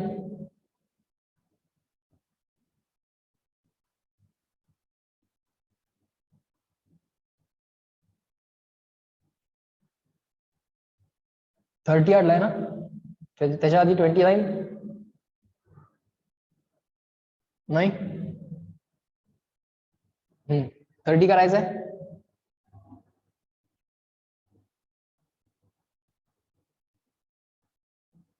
क्वेश्चन नंबर 30 बघा.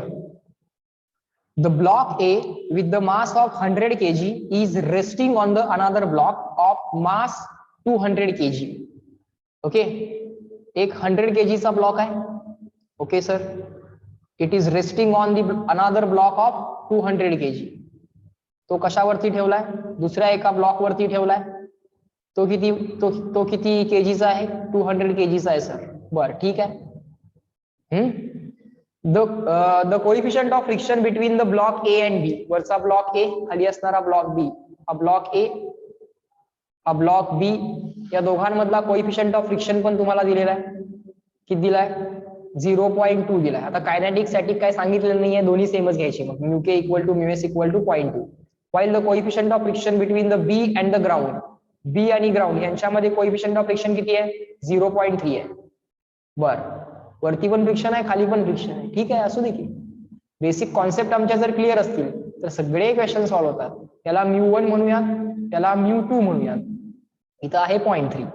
The minimum required force F to start moving B will be equal to, आणि याला ना, या ए ला ना इथे अटॅच करून ठेवले, ए ला इथं फिक्स करून ठेवले बघा. ए नाही जाऊ शकत पुढे कधीच, ए नाही जाऊ शकत पुढे कधीच. का? कारण ए न पुढे जाण्यासाठी ही स्ट्रिंग ब्रेक करावी लागेल. इथे एक हुक आहे, या हुकला स्ट्रिंग अटॅच केली आणि ती ए ला अटॅच करून ठेवली आहे. सो ए कधीच पुढे जाऊ शकणार नाही, लक्षात घ्या. ए कधीही पुढे जाऊ शकणार नाही. ओके, बी वरती मिनिमम किती फोर्स पाहिजे? सर एवढा तरी फोर्स पाहिजे बघा, तरच बी पुढे मूव्ह होईल. मी सिंपल सांगतो बाळा, काय काय सांगतो बघा. इथं एफ. ओके, आता हा बी समजा पुढे मूव्ह व्हायचं म्हणतोय, हा बी म्हणतोय की आता मला पुढे मूव्ह व्हायचं आहे, तर ग्राउंड काय म्हणेल त्याला? पुढे जायचं नाही, बरोबर. या फ्रिक्शनला F2 म्हणू. ब्लॉक ए काय म्हणेल? तू पुढे गेल्यामुळं आपल्या दोघांची रिलेटिव्ह मोशन होईल, त्यामुळे मी सुद्धा तुला अपोज करेन. इथल्या फ्रिक्शनला F1 म्हणू. इथपर्यंत समजलं का? नाही नाही, माझी मिस्टेक झाली. मी हे फोर्स कुठे दाखवायला पाहिजे होता? ए काय म्हणेल? ए बी ला म्हणेल ना, माग अपोज करेल. बी पुढे जायचा प्रयत्न करतोय, ए बी ला, ए काय म्हणेल? बी ला पुढे जाऊ नकोस, म्हणजे बी ला असा बॅकवर्ड येणार फ्रिक्शनचा फोर्स या दोन सरफेस मध्ये. समजतंय का? आणि ए वरती force of friction action reaction जो येणार तो असा F1 येणार. ए ला पुढे ढकलायचा प्रयत्न केला जाईल. बी काय म्हणेल? ए ला चल माझ्या बरोबर पुढे. इथं टेन्शन डेव्हलप होणार. टेन्शन हे ऍज पर द रिक्वायरमेंट असं डेव्हलप होणार की ए कधीच मूव्ह होऊ शकणार नाही. जोपर्यंत ही स्ट्रिंग ब्रेक होत नाही ना बाळांनो, तोपर्यंत ए काय मूव्ह होऊ शकत नाही बघा. त्यामुळे हे टेन्शन ऑलवेज F1 ला बॅलन्स करणार आहे. हे टेन्शन जे आहे ना, हे ऑलवेज F1 ला बॅलन्स करणारच आहे. काय वाटेल ते करा. ओके, ठीक आहे सर. टेन्शन ऑलवेज F1 ला बॅलन्स करणार आहे. केलं. आता बाळांनो, या एफ ची ऍटलिस्ट व्हॅल्यू काढायची, मिनिमम व्हॅल्यू काढायची, एवढी तरी पाहिजे बघा, so that B can move, म्हणजे बी मूव्ह व्हायला चालू होईल. ओके, मला सांगा, या फोर्सनं या फ्रिक्शनला पण हरवलं पाहिजे, या फ्रिक्शनला पण हरवलं पाहिजे, तरच तुम्ही या बी ला मूव्ह करू शकता. थॉट समजला का? सिंगल लाईन थॉट आहे, नेक्स्ट स्टेपला उत्तर आहे.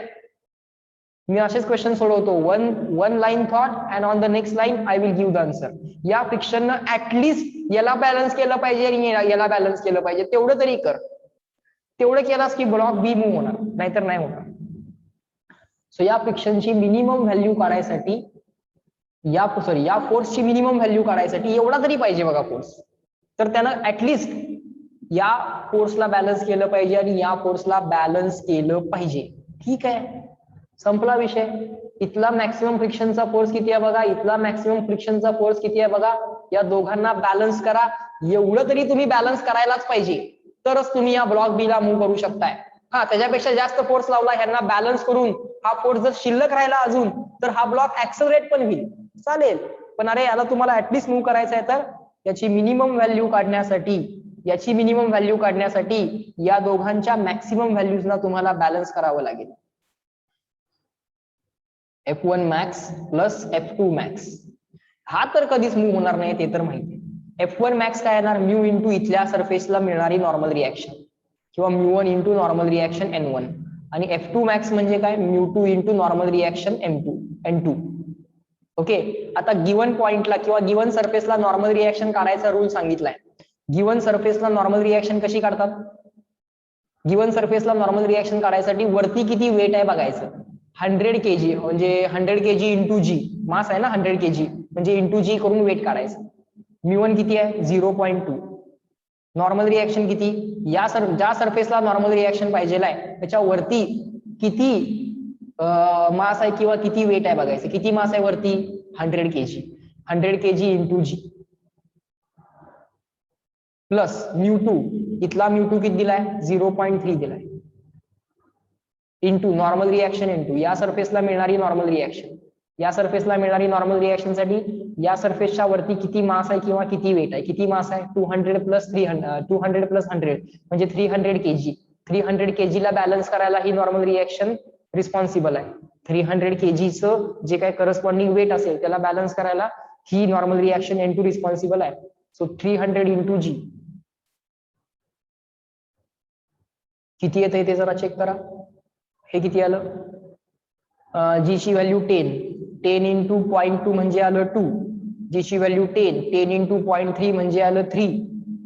हे या लागले 200, हे या लागले 900. तर किती या लागले 1100 न्यूटन याय लागलेला आहे. ऑप्शन 3 चेक करा, येस नो, पटकन सांगा. जास्त काय कॅल्क्युलेशन करत बसलो नाही बघा मी. किती आहे रफ कॅल्क्युलेशन बघा, मी तुमच्या समोरच आहे, थॉट मांडला मी. इथलं टेन्शन पण काढू शकताय. हा F1 मॅक्स जो आहे की नाही त्याच्या हिशोबाने तुम्ही टेन्शन पण काढू शकता या स्ट्रिंग मधलं, ते पण विचारू शकले असते. झालं का, जायचं पुढं. 37 पण होता ना तुमचा, एक 30 होता, 37 होता. बघा बरोबर 31.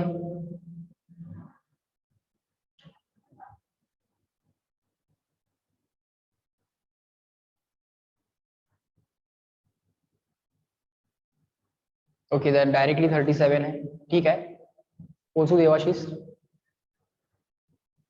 32 पण बघायचं आहे. ओके 32 बघा, पोहोचतोय आपण 37 पर्यंत पोहोचतोय. एकदा जर आम्हाला एक्सरसाइज 1 मधले सगळे क्वेश्चन्स ओव्हरव्ह्यू करू द्या सिक्वेन्शियली, नंतर एक्सरसाइज 2 मध्ये मी डायरेक्टली तुमच्याकडनं नंबर्स घेईन आणि डायरेक्टली सॉल्व्ह करेन, ठीक आहे. 32 काय बघा, the car is moving along the straight horizontal road with a speed equal to V0. एक कार आहे, एका स्ट्रेट रोड वरती चालली आहे with the speed equal to V0. ही आमची कार. ओके सर, कारला तर 4 व्हील असतात, ठीक आहे, आपण 2 डायमेन्शनल प्रोजेक्शन घेऊ त्याचं. कार आहे म्हणून आपण त्याला with the speed equal to V0. If the coefficient of friction between the tires and the road is mu, tyre आणि रोड यांच्यामधला कोएफिशिएंट ऑफ फ्रिक्शन दिलाय सर म्यू, ठीक आहे. The shortest distance in which the car can be stop is, अरे car break लावून थांबायची आहे ना, कार कशी थांबवायची आहे, ब्रेक लावून. मदत कोण करणार, फ्रिक्शन. फ्रिक्शन काय म्हणणार, ब्रेक लावल्यानंतर फ्रिक्शन काय म्हणणार कारला, वेलॉसिटीला अपोज करणार. सो कारची एफबीडी कशी येणार, कारची एफबीडी अशी येणार, ही आपली कार, ही आपली कार. ओके, कारवरती फ्रिक्शन ऍक्ट होणार बॅकवर्ड. फ्रिक्शन तर काढू शकतोय आपण, फ्रिक्शन तर आपण काढू शकतोय, म्यू इंटू नॉर्मल रिएक्शन न फ्रिक्शन आपण काढू शकतोय. या फ्रिक्शनची रिस्पॉन्सिबिलिटी आहे की या कारला स्टॉप करायचा आहे. कार चालली आहे पुढं, कारची व्हेलॉसिटी आहे v, पण नेट फोर्स बॅकवर्ड आहे, त्यामुळे नेट ऍक्सेलरेशन अपोजिट. जर ऍक्सेलरेशन व्हेलॉसिटीला अपोजिट असेल तर व्हेलॉसिटी कमी होत जाते. कळलं का? नेट फोर्स बॅकवर्ड आहे, नेट फोर्स जो काय कारवरती तो बॅकवर्ड आहे, वेलॉसिटी फॉरवर्ड आहे. नेट फोर्स बॅकवर्ड आहे तर ऍक्सेलरेशन बॅकवर्ड आलं, velocity forward, acceleration backward. Velocity आणि ऍक्सेलरेशन एकमेकांना अपोजिट आले मानस, बरोबर का? म्हणजे वेलॉसिटी कमी कमी होत जाणार. मग कॉन्स्टंट ऍक्सेलरेशन आहे ना हे, mu into normal reaction. Normal reaction constant आहे, ऍक्सेलरेशन कॉन्स्टंट आहे. कॉन्स्टंट ऍक्सेलरेशन वाली केस, किती डिस्टन्स गेल्यानंतर कार स्टॉप होईल, किती मिनिमम डिस्टन्स गेल्यानंतर कार स्टॉप होईल, कुठलं वापरणार रिलेशन? फायनल वेलॉसिटी किती आहे? 0 आहे ना, समजलं ना? फायनल वेलॉसिटी 0 आहे, फायनल वेलॉसिटी 0 आहे, इनिशियल वेलॉसिटी v0 आहे, ही इनिशियल वेलॉसिटी v0. हे रिलेशन वापरा, कुठलं? v² is equal to u² plus twice as वालं. ओके, थोडंसं करून दाखवतो. Final velocity 0, initial velocity v0. आता स्पीड कमी होत चाललाय, त्यामुळे ऍक्सेलरेशन निगेटिव्ह टाकावं लागेल. Acceleration is equal to force upon mass करावं लागेल, acceleration equal to force upon mass. पण सर ते निगेटिव्ह टाकावं लागणार आहे बघा, कारण स्पीड कमी होत चाललाय. स्पीड कमी होत चाललाय तर ऍक्सेलरेशन निगेटिव्ह टाका. सो फोर्स अपॉन मास, आणि फोर्स जो आहे तो फ्रिक्शनचा फोर्स आहे. फोर्स जो आहे तो फ्रिक्शनचा फोर्स आहे. फ्रिक्शनचा फोर्स काय लिहावा लागेल? म्यू इंटू नॉर्मल रिएक्शन, बरोबर? म्यू इंटू नॉर्मल रिएक्शन, नाही माझं एस लिहायचं राहिलं. v² is equal to u² plus twice a. Acceleration तर टाकलं मी negative, force upon mass. S, तोच एस आपल्याला काढायचा आहे. हे सगळं वाटलंच तर लेफ्टला पाठवा, हे मायनस लेफ्टला गेलं प्लस प्लस झालं. 2fs upon m is equal to v0². S calculate करायचा आहे, हा एम पलीकडे गेला. v0² into m upon 2f. फ्रिक्शनचा फोर्स किती येणार? Mu into normal reaction.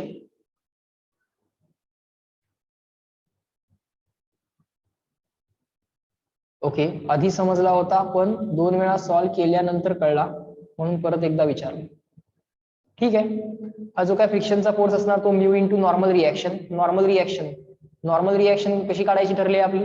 याच्यावरती किती मास आहे बघायचं, एम आहे, mg. सो नॉर्मल रिएक्शनची रिस्पॉन्सिबिलिटी असणार आहे mg ला बॅलन्स करायची. सो नॉर्मल रिएक्शन किती आली? mg आली. सर m ला m कॅन्सल झालं, आन्सर आलं की बाळ v0² upon 2 mu g. 2 mu g. This is the distance after which the car can be stopped. This is the distance after which the car can be stopped. Option number 1. Okay, करता येईल. आता इथं friction आहे जे कारला stop करायला मदत करते. पुढं 33, 34, 35.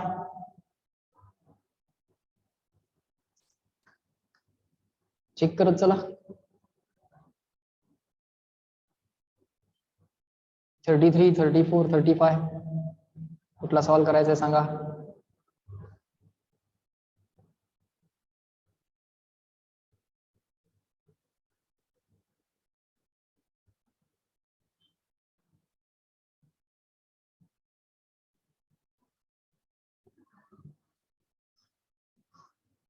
थर्टी 37 तर करणारच आहे मी. नील आणि देवाशिषचा डाऊट आहे. 37, 36 कोणाचा आहे का? ते काय एबीडी न करू शकताय तुम्ही. 36 फारसा अवघड दिसत. 37 बघा, बघा बाळा, लक्ष द्या. क्वेश्चन 37. काय फोर्सला रिझॉल्व्ह करायची वेळी करूयात. Block of mass m is equal to 5 kg is resting on the rough horizontal surface. एक हॉरिझॉन्टल सरफेस आहे, ठीक आहे सर. एक ब्लॉक आहे, कॅपिटल M असं त्याचं मास आहे. त्याच्यावरती एक फोर्स लावलेला दिसतोय आम्हाला at an angle of 30 degree, बरोबर. त्याचा हा कंपोनंट किती येणार? F cos 30. हा 30 अँगल दिलाय. पट आम्हाला हे फोर्सेस लिहायला येतील. हा झाला F cos 30, हा कंपोनंट झाला F sin 30. बघू कुठल्या कुठल्या डायरेक्शन मध्ये बॅलन्स असणार, कुठल्या कुठल्या डायरेक्शन मध्ये इम्बॅलन्स असणार, बघूया सगळं. The block of mass m is equal to 5 kg is resting on the rough horizontal surface for which the coefficient of friction is 0.2. Coefficient of friction पण देऊन ठेवलाय. ब्लॉक आणि रफ सरफेस यांच्यामधला coefficient of friction mu is equal to 0.2 देऊन ठेवलाय. The force of 40 newton is applied. हा जो काय फोर्स आहे तो किती सांगतायत ते बाळ? 40 न्यूटन सांगतायत. अशा टाइपचे एक्झाम्पल तुम्ही एकदा करून दाखवलेलं आहे, ठीक आहे. आणि एकदा करूयात, विसरलेलं असेल मे बी, करूयात. बघा the force F is equal to 40 Newton is applied, the acceleration of the block will be. बघ बाळ, नीट समजून घ्या. नील व्यवस्थित लक्ष दे, आता देवाशिष लक्ष दे. आता अल्टिमेटली काय होणार आहे, तर अल्टिमेटली हा ब्लॉक जो काय आहे हा एकतर राईटला ऍक्सलरेट होईल नाहीतर रेसला राहील. एकतर राईटला ऍक्सलरेट होईल नाहीतर रेसला राहील. कारण स्टॅटिक फ्रिक्शनची मॅक्सिमम व्हॅल्यू चेक करायची.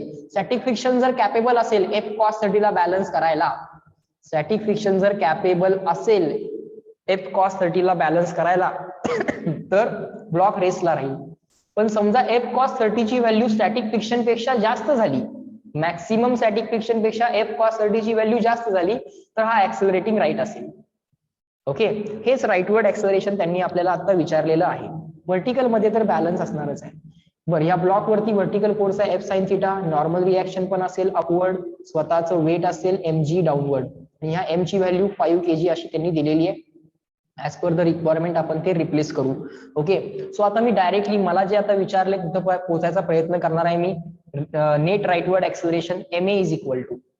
ओके, पण त्याआधी सर तुम्ही हा फ्रिक्शनचा फोर्स लिहायला पाहिजे होता. लिहितो इथं मी फ्रिक्शनचा फोर्स. ओके, आता मी असं ऍझ्युम करतो बाळांनो काय की फ्रिक्शन हारलेला आहे आणि एफ कॉस 30 जिंकलेला आहे. का? कारण तो ऑप्शन मध्ये 0 ऍक्सलरेशन दिलेलंच नाहीये. कळलं का तुम्हाला? कळलं का तुम्हाला असं का करायला लागलोय मी? असं म्हणतोय की हे एफ एस मॅक्स हारणार आहे आणि हा एफ कॉस 30 जिंकणार आहे, कारण त्यांनी ऍक्सलरेशनच्या व्हॅल्यूज दिल्यात, म्हणजे ब्लॉक रेसला थांबणार नाहीये. स्मार्ट थिंकिंग कळालं का? काढत बसणार आहे एफ एस मॅक्स? मी म्हणतोय काढत बसू नका. ऍझ्युम करा, डायरेक्टली ऍक्सलरेशन कॅल्क्युलेट करायचा प्रयत्न करा. जर ऍझ्युम्ड ऍक्सलरेशन पॉझिटिव्ह आलं, जर ऍझ्युम्ड ऍक्सलरेशन पॉझिटिव्ह आलं तर समजा ना की तुमचं उत्तर बरोबर आहे. आणि जर ऍझ्युम्ड ऍक्सलरेशन निगेटिव्ह यायला लागलंय तर समजा की काहीतरी ऍझम्पशन चुकलेलं आहे, म्हणजे ब्लॉक मे बी ऍक्सलरेटिंग राईट नाहीये, मे बी तो रेसला आहे. म्हणजे ऍझम्पशन जर चुकायला लागलं तर आन्सर निगेटिव्ह येतं. आता मी ऍझ्युम करतो ना राईटला ऍक्सलरेट व्हायला लागलाय. So net rightward force ma is equal to all rightward minus all leftward F cos 30 minus the friction. F cos 30 ची व्हॅल्यू, एफ ची व्हॅल्यू 40, कॉस 30 किती असते √3/2 मायनस फ्रिक्शन किती असते mu into normal reaction. Sir पटपट पटपट value सांगा बाळांनो, हे किती येणार 20 इंटू √3. √3 ला रिप्लेस करू नंतर. म्यू ची व्हॅल्यू किती दिली आहे सर 0.2. नॉर्मल रिएक्शन कॅल्क्युलेट करावी लागणार बाळ. पटकन नॉर्मल रिएक्शनला mg लिहायचं नाही, इथं एफ साइन थिटा पण बसलाय ना. So all upward equal to all downward करायचं. व्हर्टिकल मध्ये बॅलन्स लिहायचा. मे बी तुमची हीच मिस्टेक झाली असेल, तुम्ही नॉर्मल रिएक्शनला mg लिहिलं असेल आणि आन्सर चुकून ठेवला असेल. सो ऑल अपवर्ड कोण कोण आहेत? n plus F sine theta, n plus F sine theta हे झाले all upward is equal to all downward कोण कोण आहे? mg. म्हणून बाळ नॉर्मल रिएक्शन किती मिळाली? mg minus F sine theta. Check करा तुमची मिस्टेक कुठं झाली आहे नक्की. मला असं वाटतं की तुम्ही इथं नॉर्मल रिएक्शनला mg लिहिलेलं असणार आहे. या फोर्सला तुम्ही रिझॉल्व्ह केलं नसेल, किंवा केलं असेल पण हा एफ साइन थिटा घ्यायचा तुमचा राहिला असेल. माझी नॉर्मल रिएक्शन आली mg minus F sine theta, mg minus F sine theta. Okay, G ची व्हॅल्यू मी 10 घेणार आहे, त्यांनी पण मला 10 घ्यायला सांगितलेलीच आहे. m ची व्हॅल्यू किती आहे 5, जी ची value 10 minus F sine theta. F किती आहे 40. साइन थिटा काढायचा आहे म्हणजे काय साइन 30 काढायचा आहे. साइन ऑफ 30, थिटा किती आहे आमचा 30, साइन 30 किती असतो 1/2. सो आन्सर किती यायला लागले 50 मायनस 20. आन्सर आलं नॉर्मल रिएक्शनचं 30.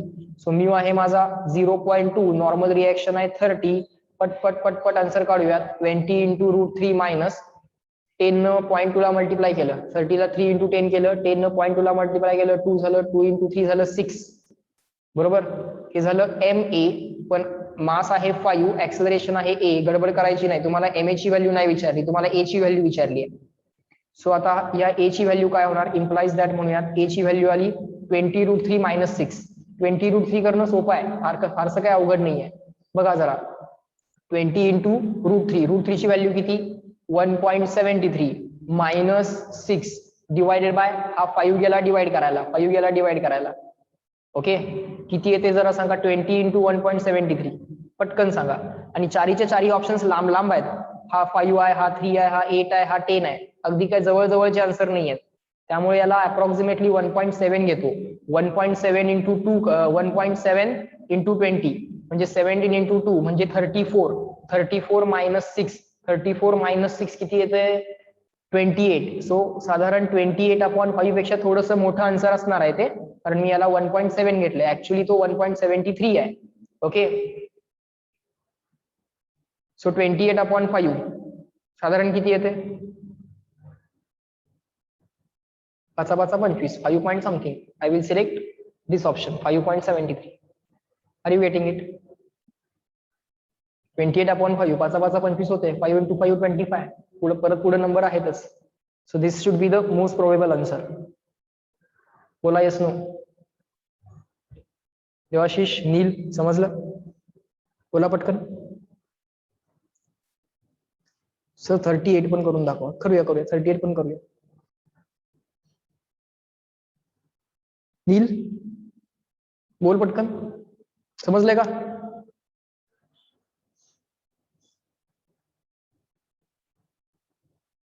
नील रिप्लाय फास्ट. डाऊट होता ना? हा होता ना doubt?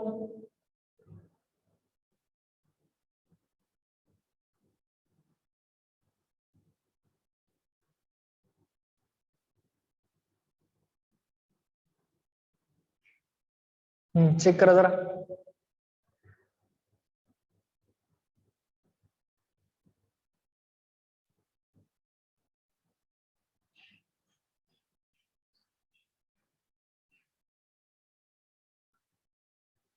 Neel R you there? ऐकतोस का नाहीस?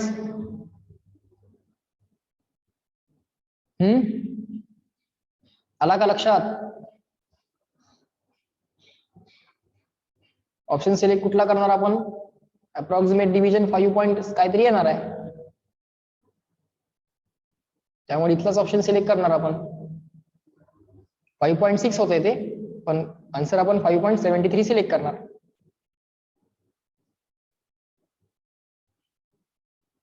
बर, पुढे चला.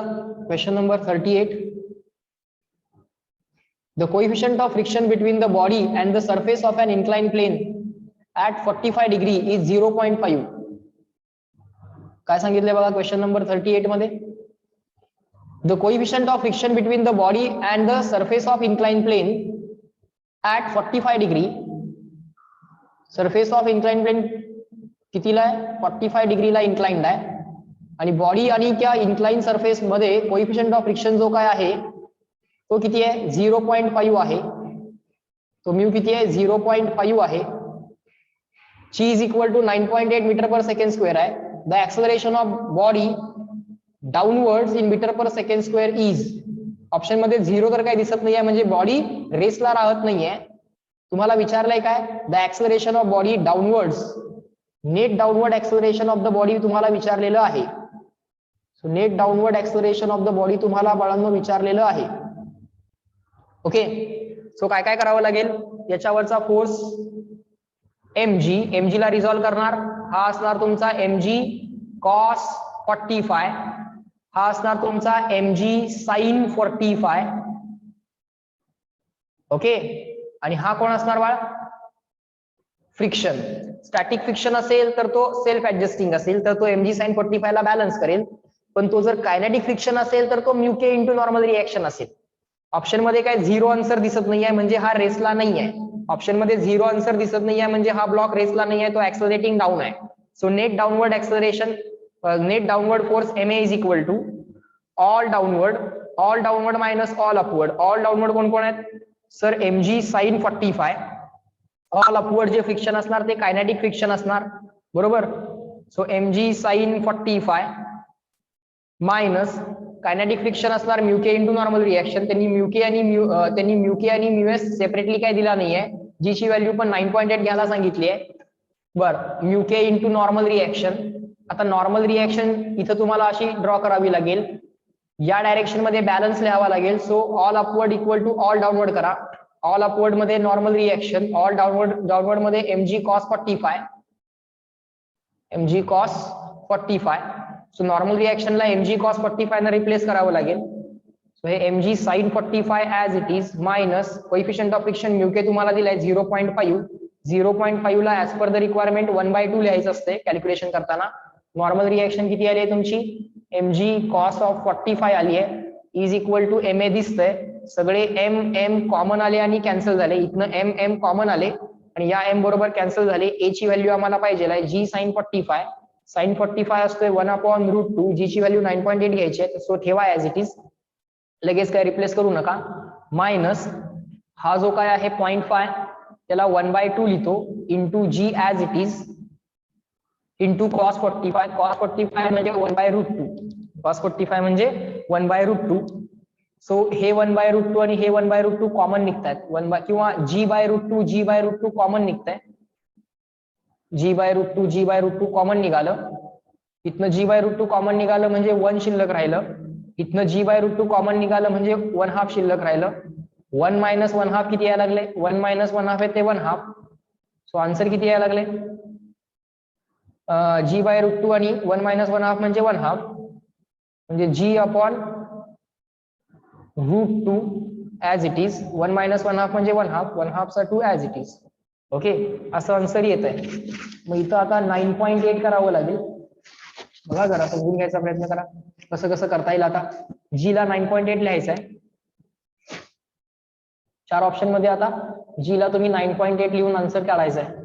सो 9.8/2 इंटू √2, 9.8/2 इंटू √2, अपॉन √2 तर दिसतंय एका ऑप्शन मध्ये, ठीक आहे. मग 9.8/2 केलं की 4.9, 9.8/2 आणि हा √2 as it is. So option 1 select करा, चेक करा yes no. This is the downward acceleration of the block on the incline. Everyone, yes, no?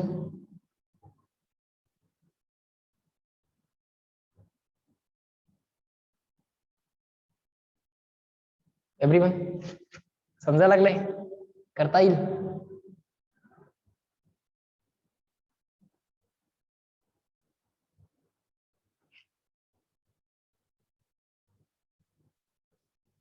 चला जायचं पुढे. 39, 40, 40. बर, क्वेश्चन नंबर 40 बघा.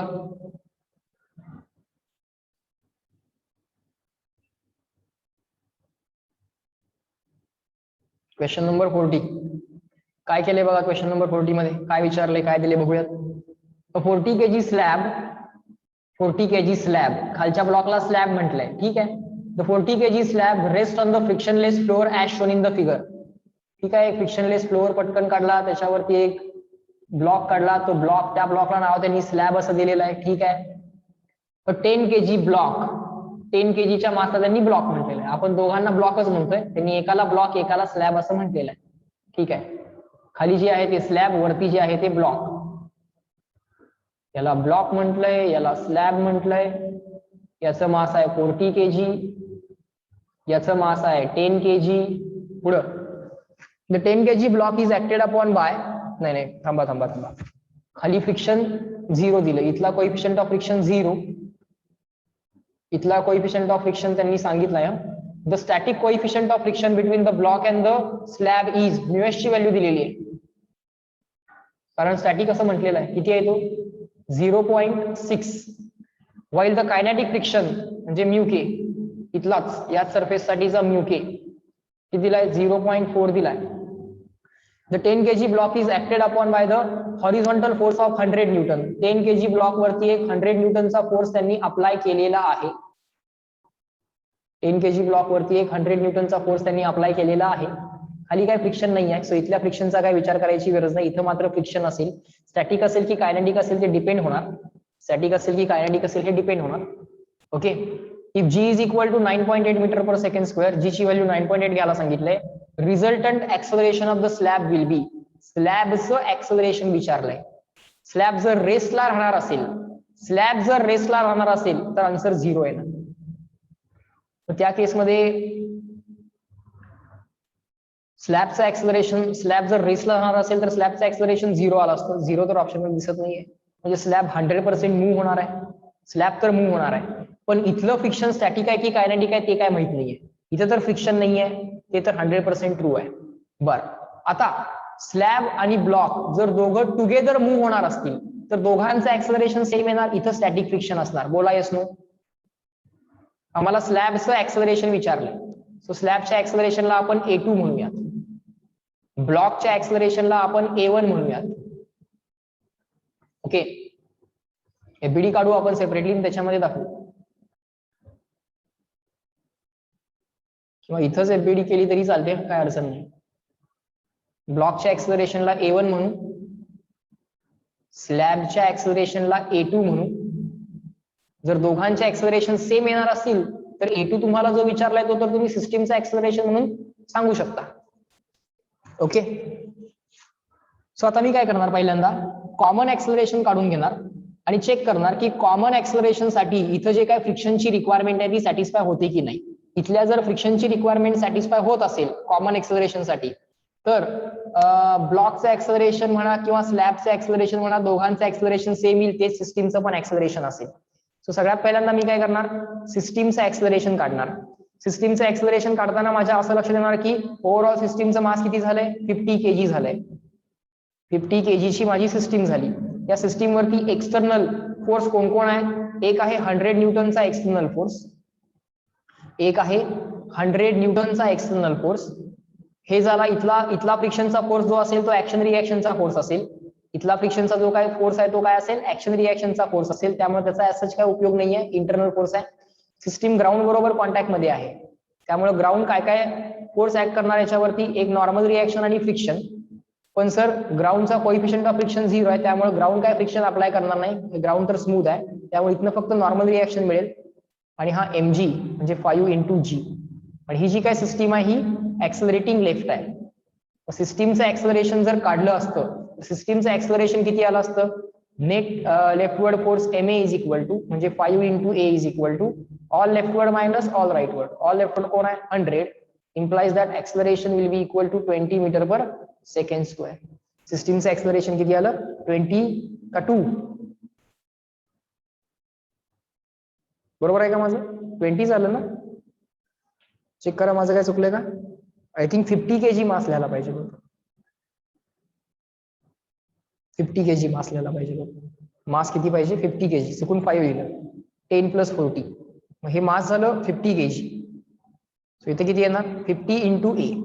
आन्सर किती आलं, 2 m/s² असं आलं. ओके, सो सिस्टीमचं ऍक्सलरेशन किती आलं बाळ, 2 m/s² असं आलं. सिस्टीमचं ऍक्सलरेशन आलं 2 m/s². आता 2 m/s² न जाण्यासाठी इथं मॅक्सिमम फ्रिक्शन किती येऊ शकतं बघा, आणि अवेलेबल फ्रिक्शन किती आहे बघा, सॉरी रिक्वायर्ड फ्रिक्शन किती आहे बघा, आणि मॅक्सिमम अवेलेबल फ्रिक्शन किती आहे बघा. जर रिक्वायरमेंट सॅटिस्फाय झाली तर ठीक आहे. सो आता काय करायचं, या 40 kg वाल्याची एफबीडी कन्सिडर करायची. आता काय करायचं आपण, या 40 kg वाल्याची एफबीडी कन्सिडर करूयात. 40 kg वाल्याची एफबीडी जर कन्सिडर केली तर या 40 kg वाल्यावरती कुठले कुठले फोर्सेस येत आहेत चेक करा. हा जो काय वरचा ब्लॉक आहे तो पुढे चाललाय, तो या खालच्या ब्लॉकला म्हणेल माझ्या बरोबर पुढे चल, आणि खाली असणारा ब्लॉक इनिशियली रेसला होता तो वरच्या ब्लॉकला म्हणेल अपोज, म्हणजे वरच्या ब्लॉक वरती असा बॅकवर्ड फोर्स येईल. आता 40 kg वाल्याच्या एफबीडीचा फक्त विचार करा. 40 kg वाल्याचा जर आम्ही विचार केला तर 40 kg वाल्याचा विचार करताना चेक करा, इथलं फ्रिक्शन मला कॅल्क्युलेट करायचं आहे. या सरफेसला असणारं फ्रिक्शन ते 40 kg ला पुढे जा म्हणून सांगतंय. ओके, इथं काय फ्रिक्शन नाहीये आणि दुसरा कुठला फोर्स असायचं कारण पण नाहीये. सो जर 40 kg वाल्यानं फॉरवर्ड ऍक्सलरेट व्हायचं असेल सिस्टीमच्या ऍक्सलरेशननं, सिस्टीमचं ऍक्सलरेशन किती आहे, तर सिस्टीमचं ऍक्सलरेशन 2 m/s² आहे. तर किती फ्रिक्शन रिक्वायर्ड आहे जरा आपण कॅल्क्युलेट करूया. So net leftward force 40 × 2 ma is equal to all leftward minus all rightward. All leftward किती आला, f आला, राईटवर्ड कोण नाहीच आहे. सो हे आहे तुमचं required friction so that the block can move with the acceleration of system. हा जो काय खाली असणारा स्लॅब आहे किंवा ब्लॉक आहे, खालचा ब्लॉक, किंवा खालच्या ब्लॉकला त्यांनी स्लॅब असं म्हटलंय, स्लॅबचं ऍक्सलरेशन सिस्टीम इतकं जर पाहिजे असेल तर रिक्वायर्ड अमाऊंट ऑफ फ्रिक्शन किती आहे, तर रिक्वायर्ड अमाऊंट ऑफ फ्रिक्शन यायला लागलंय एफ रिक्वायर्ड 80 न्यूटन. किती यायला लागलंय, 80 न्यूटन यायला लागलंय. आता इथं मॅक्सिमम अवेलेबल फ्रिक्शन किती आहे ते पण कॅल्क्युलेट करू. मॅक्सिमम अवेलेबल फ्रिक्शन करण्यासाठी म्यू × नॉर्मल रिएक्शन, किंवा मॅक्सिमम अवेलेबल फ्रिक्शन कॅल्क्युलेट करायसाठी μs × नॉर्मल रिएक्शन. μs किती आहे, μs किती आहे 0.6. या सरफेसला नॉर्मल रिएक्शन किती असेल, ज्या सरफेसला नॉर्मल रिएक्शन पाहिजे त्याच्या वरती किती ब्लॉक्स आहेत बघायचे. त्याच्यावरती एक ब्लॉक आहे, किती वेट आहे त्या ब्लॉकचं 10 kg. सो 10 kg इंटू जी करायचं. याच्यावरती किती ब्लॉक आहेत इंटू जी, 10 kg इंटू जी, तेवढी नॉर्मल रिॲक्शन मिळणार. सो इथून मिळणाऱ्या नॉर्मल रिॲक्शनची रिस्पॉन्सिबिलिटी काय असणार, त्याच्या वरती असणाऱ्या सगळ्या ब्लॉकचं वेट बॅलन्स करणं. ही नॉर्मल रिॲक्शन येणार 10 इंटू जी. जी ची व्हॅल्यू 10 नाही घेऊ शकत, जी ची व्हॅल्यू त्यांनी किती घ्यायला सांगितली आहे 9.8 घ्यायला सांगितली आहे. जी ची व्हॅल्यू त्यांनी 9.8 घ्यायला सांगितली आहे. ओके ठीक आहे. सो हे किती येत आहे, एफ एस मॅक्स किती येत आहे, हे 0.6 इंटू 10 म्हणजे हे झालं 6 इंटू 9.8, 6 इंटू 9.8 किती येते 58.8 येते. सो मॅक्सिमम अवेलेबल फ्रिक्शन किती आहे 58.8. आणि या ब्लॉकनं सिस्टीमच्या ऍक्सलरेशन जर मूव्ह व्हायचं असेल तर रिक्वायर्ड अमाऊंट ऑफ फ्रिक्शन किती आहे 80. रिक्वायर्ड फ्रिक्शन आहे 80 न्यूटन, अवेलेबल फ्रिक्शन आहे 58. F S max maximum available friction आहे 58.8, रिक्वायरमेंट आहे 80 ची. रिक्वायरमेंट काय सॅटिस्फाय होणार नाही, दोन्ही ब्लॉक्स सिस्टीमच्या ऍक्सलरेशन मूव्ह होणार नाहीत. दोन्ही ब्लॉक्स वेगवेगळ्या ऍक्सलरेशन मूव्ह होतील. दोन्ही ब्लॉक्स काय सिस्टीमच्या ऍक्सलरेशननी मूव्ह होणार नाहीत, दोन्ही ब्लॉक्स वेगवेगळ्या ऍक्सलरेशन मूव्ह होतील. इथपर्यंत कळालं का, येस नो रिप्लाय करा. दोन्ही ब्लॉक्स कॉमन ऍक्सलरेशन सिस्टीमच्या ऍक्सलरेशन मूव्ह होणार नाहीत.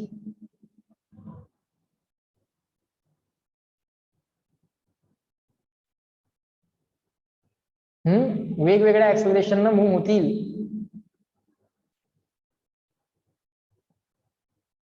बरोबर, कारण फ्रिक्शनची रिक्वायरमेंट काय सॅटिस्फाय होत नाही. मग आता काय करावं लागतं, आता आम्हाला एका ब्लॉकची एफबीडी काढा किंवा दुसऱ्या ब्लॉकची एफबीडी काढा आणि दोघांचे ऍक्सलरेशन कॅल्क्युलेट करा. तुम्हाला कुणाचं ऍक्सलरेशन विचारलंय त्याची एफबीडी काढा. आम्हाला या स्लॅबचं ऍक्सलरेशन विचारलंय, त्या स्लॅबची एफबीडी आम्ही ड्रॉ करणार. या स्लॅबची एफबीडी ड्रॉ करताना आमच्या एवढं तरी लक्षात आलं की दोन्ही ब्लॉक्स टुगेदर मूव्ह होत नाहीयेत. दोन्ही ब्लॉक्स जर टुगेदर मूव्ह होत नाहीयेत तर त्या केसमध्ये आम्हाला आता हे दोन्ही ब्लॉक सेपरेट ऍक्सलरेशननी मूव्ह होत आहेत, म्हणजे दोघांमध्ये रिलेटिव्ह मोशन आहे. दोघांमध्ये जर रिलेटिव्ह मोशन असेल तर इथं कायनॅटिक फ्रिक्शन ऍक्ट होणार. मग इथं आम्हाला म्यूके इंटू नॉर्मल रिॲक्शन वापरावं लागेल असं लक्षात घ्या. सो 40 kg चा ब्लॉक, त्याची एफबीडी परत काढा, कारण 40 kg च्या ब्लॉकची म्हणजे या स्लॅबची तुम्हाला ऍक्सलरेशनची व्हॅल्यू काढायची आहे. तो लेफ्टला ऍक्सलरेट झालाय, त्याच्यावरती येणारं हे जे काय फ्रिक्शन आहे ते कायनॅटिक फ्रिक्शन आहे आणि दुसरा कुठलाही फोर्स याच्यावरती काय ऍक्ट होत नाहीये. लेफ्ट मध्ये एवढाच आहे, राईट मध्ये कुठला फोर्स नाहीये. सो आता आम्हाला हे कॅल्क्युलेशन करून बघावं लागेल आणि मग त्या स्लॅबचं ऍक्सलरेशन म्हणजे खाली असणाऱ्या ब्लॉकचं ऍक्सलरेशन आम्हाला कॅल्क्युलेट करावं लागेल. त्यासाठी मी काय करणार आहे MA, so 40 into A2. Okay, net leftward force equal to all leftward minus all rightward. आता इथं कायनॅटिक फ्रिक्शन असणार हे तर एन्श्योर झालेलं आहे. ओके, सो कायनॅटिक फ्रिक्शन किती असणार ते खोडलं, लगेच लिहिलं म्यूके into normal reaction.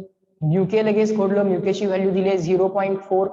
Normal रिॲक्शनला खोडलं, normal reaction किती आहे, या सरफेस ज्या सरफेसला फ्रिक्शन बघताय त्या सरफेसला नॉर्मल रिॲक्शन, या सरफेस साठीचं फ्रिक्शन बघतोय आपण. तिथली नॉर्मल रिॲक्शन काय येणार, त्याच्यावरती किती ब्लॉक्स आहेत त्याचं वेट किती येणार 10 इंटू जी mg. एम आहे 10 इंटू जी. जी ची व्हॅल्यू 9.8 घ्यायला सांगितलंय, विसरू नका. ओके, पुढे काय होतंय 0.4 इंटू 10 किती आलं 4 into G as it is. हा 4 आणि हा 40, 4 आणि 40 डिवाइड करायला गेला, आन्सर आलं 10. ओके, 4 ने या 40 ला डिवाइड झालं, so 10 into A2. So A2 किती यायला लागले G अपॉन 10 यायला लागले. जी ची व्हॅल्यू 9.8, 9.8 अपॉन 10 केलं की 0.98. सो ही जी काय स्लॅब आहे या स्लॅबचं ऍक्सलरेशन किती आलं 9.8, 0.98 metre per second square. Check करा, येस नो रिप्लाय करा मला.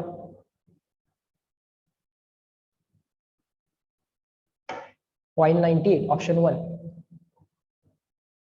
चेक करा, समजलं का, आले का लक्षात, बघा सगळ्यांनी. व्हेरी गुड, करता आले असते क्वेश्चन्स आम्हाला हे.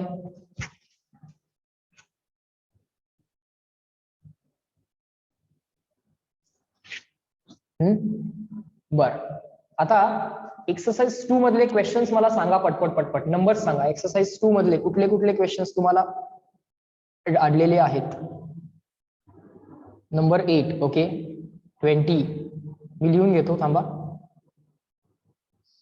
एक्सरसाइज 2 मधले जरा क्वेश्चन सांग, कुठले कुठले मी करायचे आहेत. 8, 20, 21, 22, 23, हा,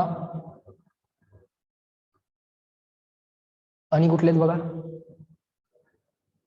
22 झालाय. सांगत चला तुमचे क्वेश्चन जरा बघा. 2 मिनिटं तुम्हाला वेळ देतो. तुम्ही सॉल्व्हिंग केलं असेल तर तुम्ही कुठल्या क्वेश्चन्सना अडला आहात ते जरा चेक करा.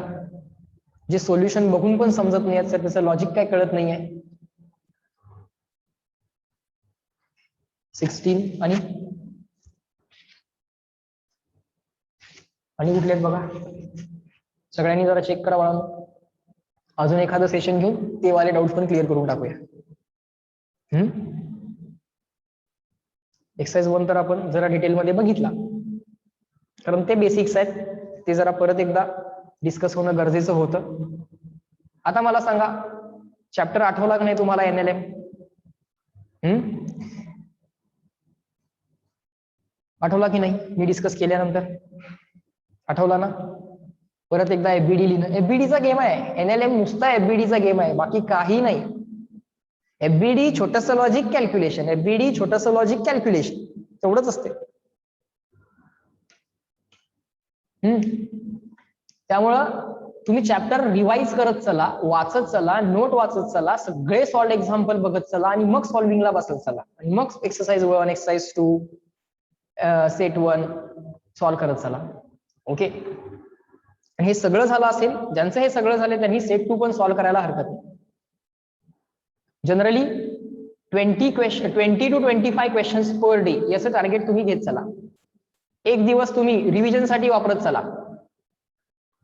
कम्प्लिटली नोट साठी रिव्हिजन, सॉल्व एक्झाम्पलची रिव्हिजन यासाठी एक दिवस वापरा आणि पुढच्या दिवशीपासून डेली 20 to 25 क्वेश्चन्स हे तुम्ही सॉल्व करायचे. असं मंडे टू फ्रायडे करायचं. जर सगळं मॉड्यूल आणि सेट 1 कम्प्लीट झालं मंडे टू फ्रायडे मध्ये, तर सॅटर्डे संडेला सेट 2 करायचा. जर नाही कम्प्लीट झालं तर सॅटर्डे संडेला सुद्धा सेट 1च करायचा किंवा मॉड्यूलच करायचं. ओके, असं करत जायचं. ठीक आहे. सो आता मी तुम्हाला गिवन चॅप्टर, आता आपला करंट चॅप्टर जो काय आहे तो आहे वर्क पॉवर एनर्जी. त्याचे मॉड्यूल मधले MCQs असाइन करेन. तोपर्यंत तुम्ही आता या NLM चे सुद्धा side by side question solve करा. ओके, वर्क पॉवर एनर्जीचं मॉड्यूल आता मी तुम्हाला असाइन करेन आणि साइड बाय साइड तुम्ही NLMचं मॉड्यूल आणि सेट 1 जे तुमचं कंप्लीट झालेलं आहे त्याच्या पुढचं टास्क तुम्ही घ्यायचं. मॉड्यूल कंप्लीट झाला असेल सेट 1 घ्या, सेट 1 कंप्लीट झाला असेल सेट 2 घ्या. ओके, आणि वर्क पॉवर एनर्जीचा आता मी तुम्हाला मॉड्यूल पण असाइन करायला सुरुवात करेन. ठीक आहे. हे जे काही क्वेश्चन्स आहेत ते आधी एखादा सेशन घेऊन आपण ट्राय करूया सॉल्व करायचे, किंवा याचे डिटेल सोल्युशन्स पहिल्यांदा मी तुम्हाला ग्रुपवरती पाठवतो, ते एकदा चेक करा. ते चेक केल्यानंतर सुद्धा जे समजत नाहीये ते मग आपण एखादा सेशन घेऊन सॉल्व करून टाकू. Okay, fine. So in this lecture we will stop at this point. Bye bye everyone, enjoy your day and do the revision for the test. Okay, chalo bye bye everyone, let me end the lecture. Good day to all of you. Chalo bye. Yes, good day. Bye bye. Let me end the lecture. Yes, bye.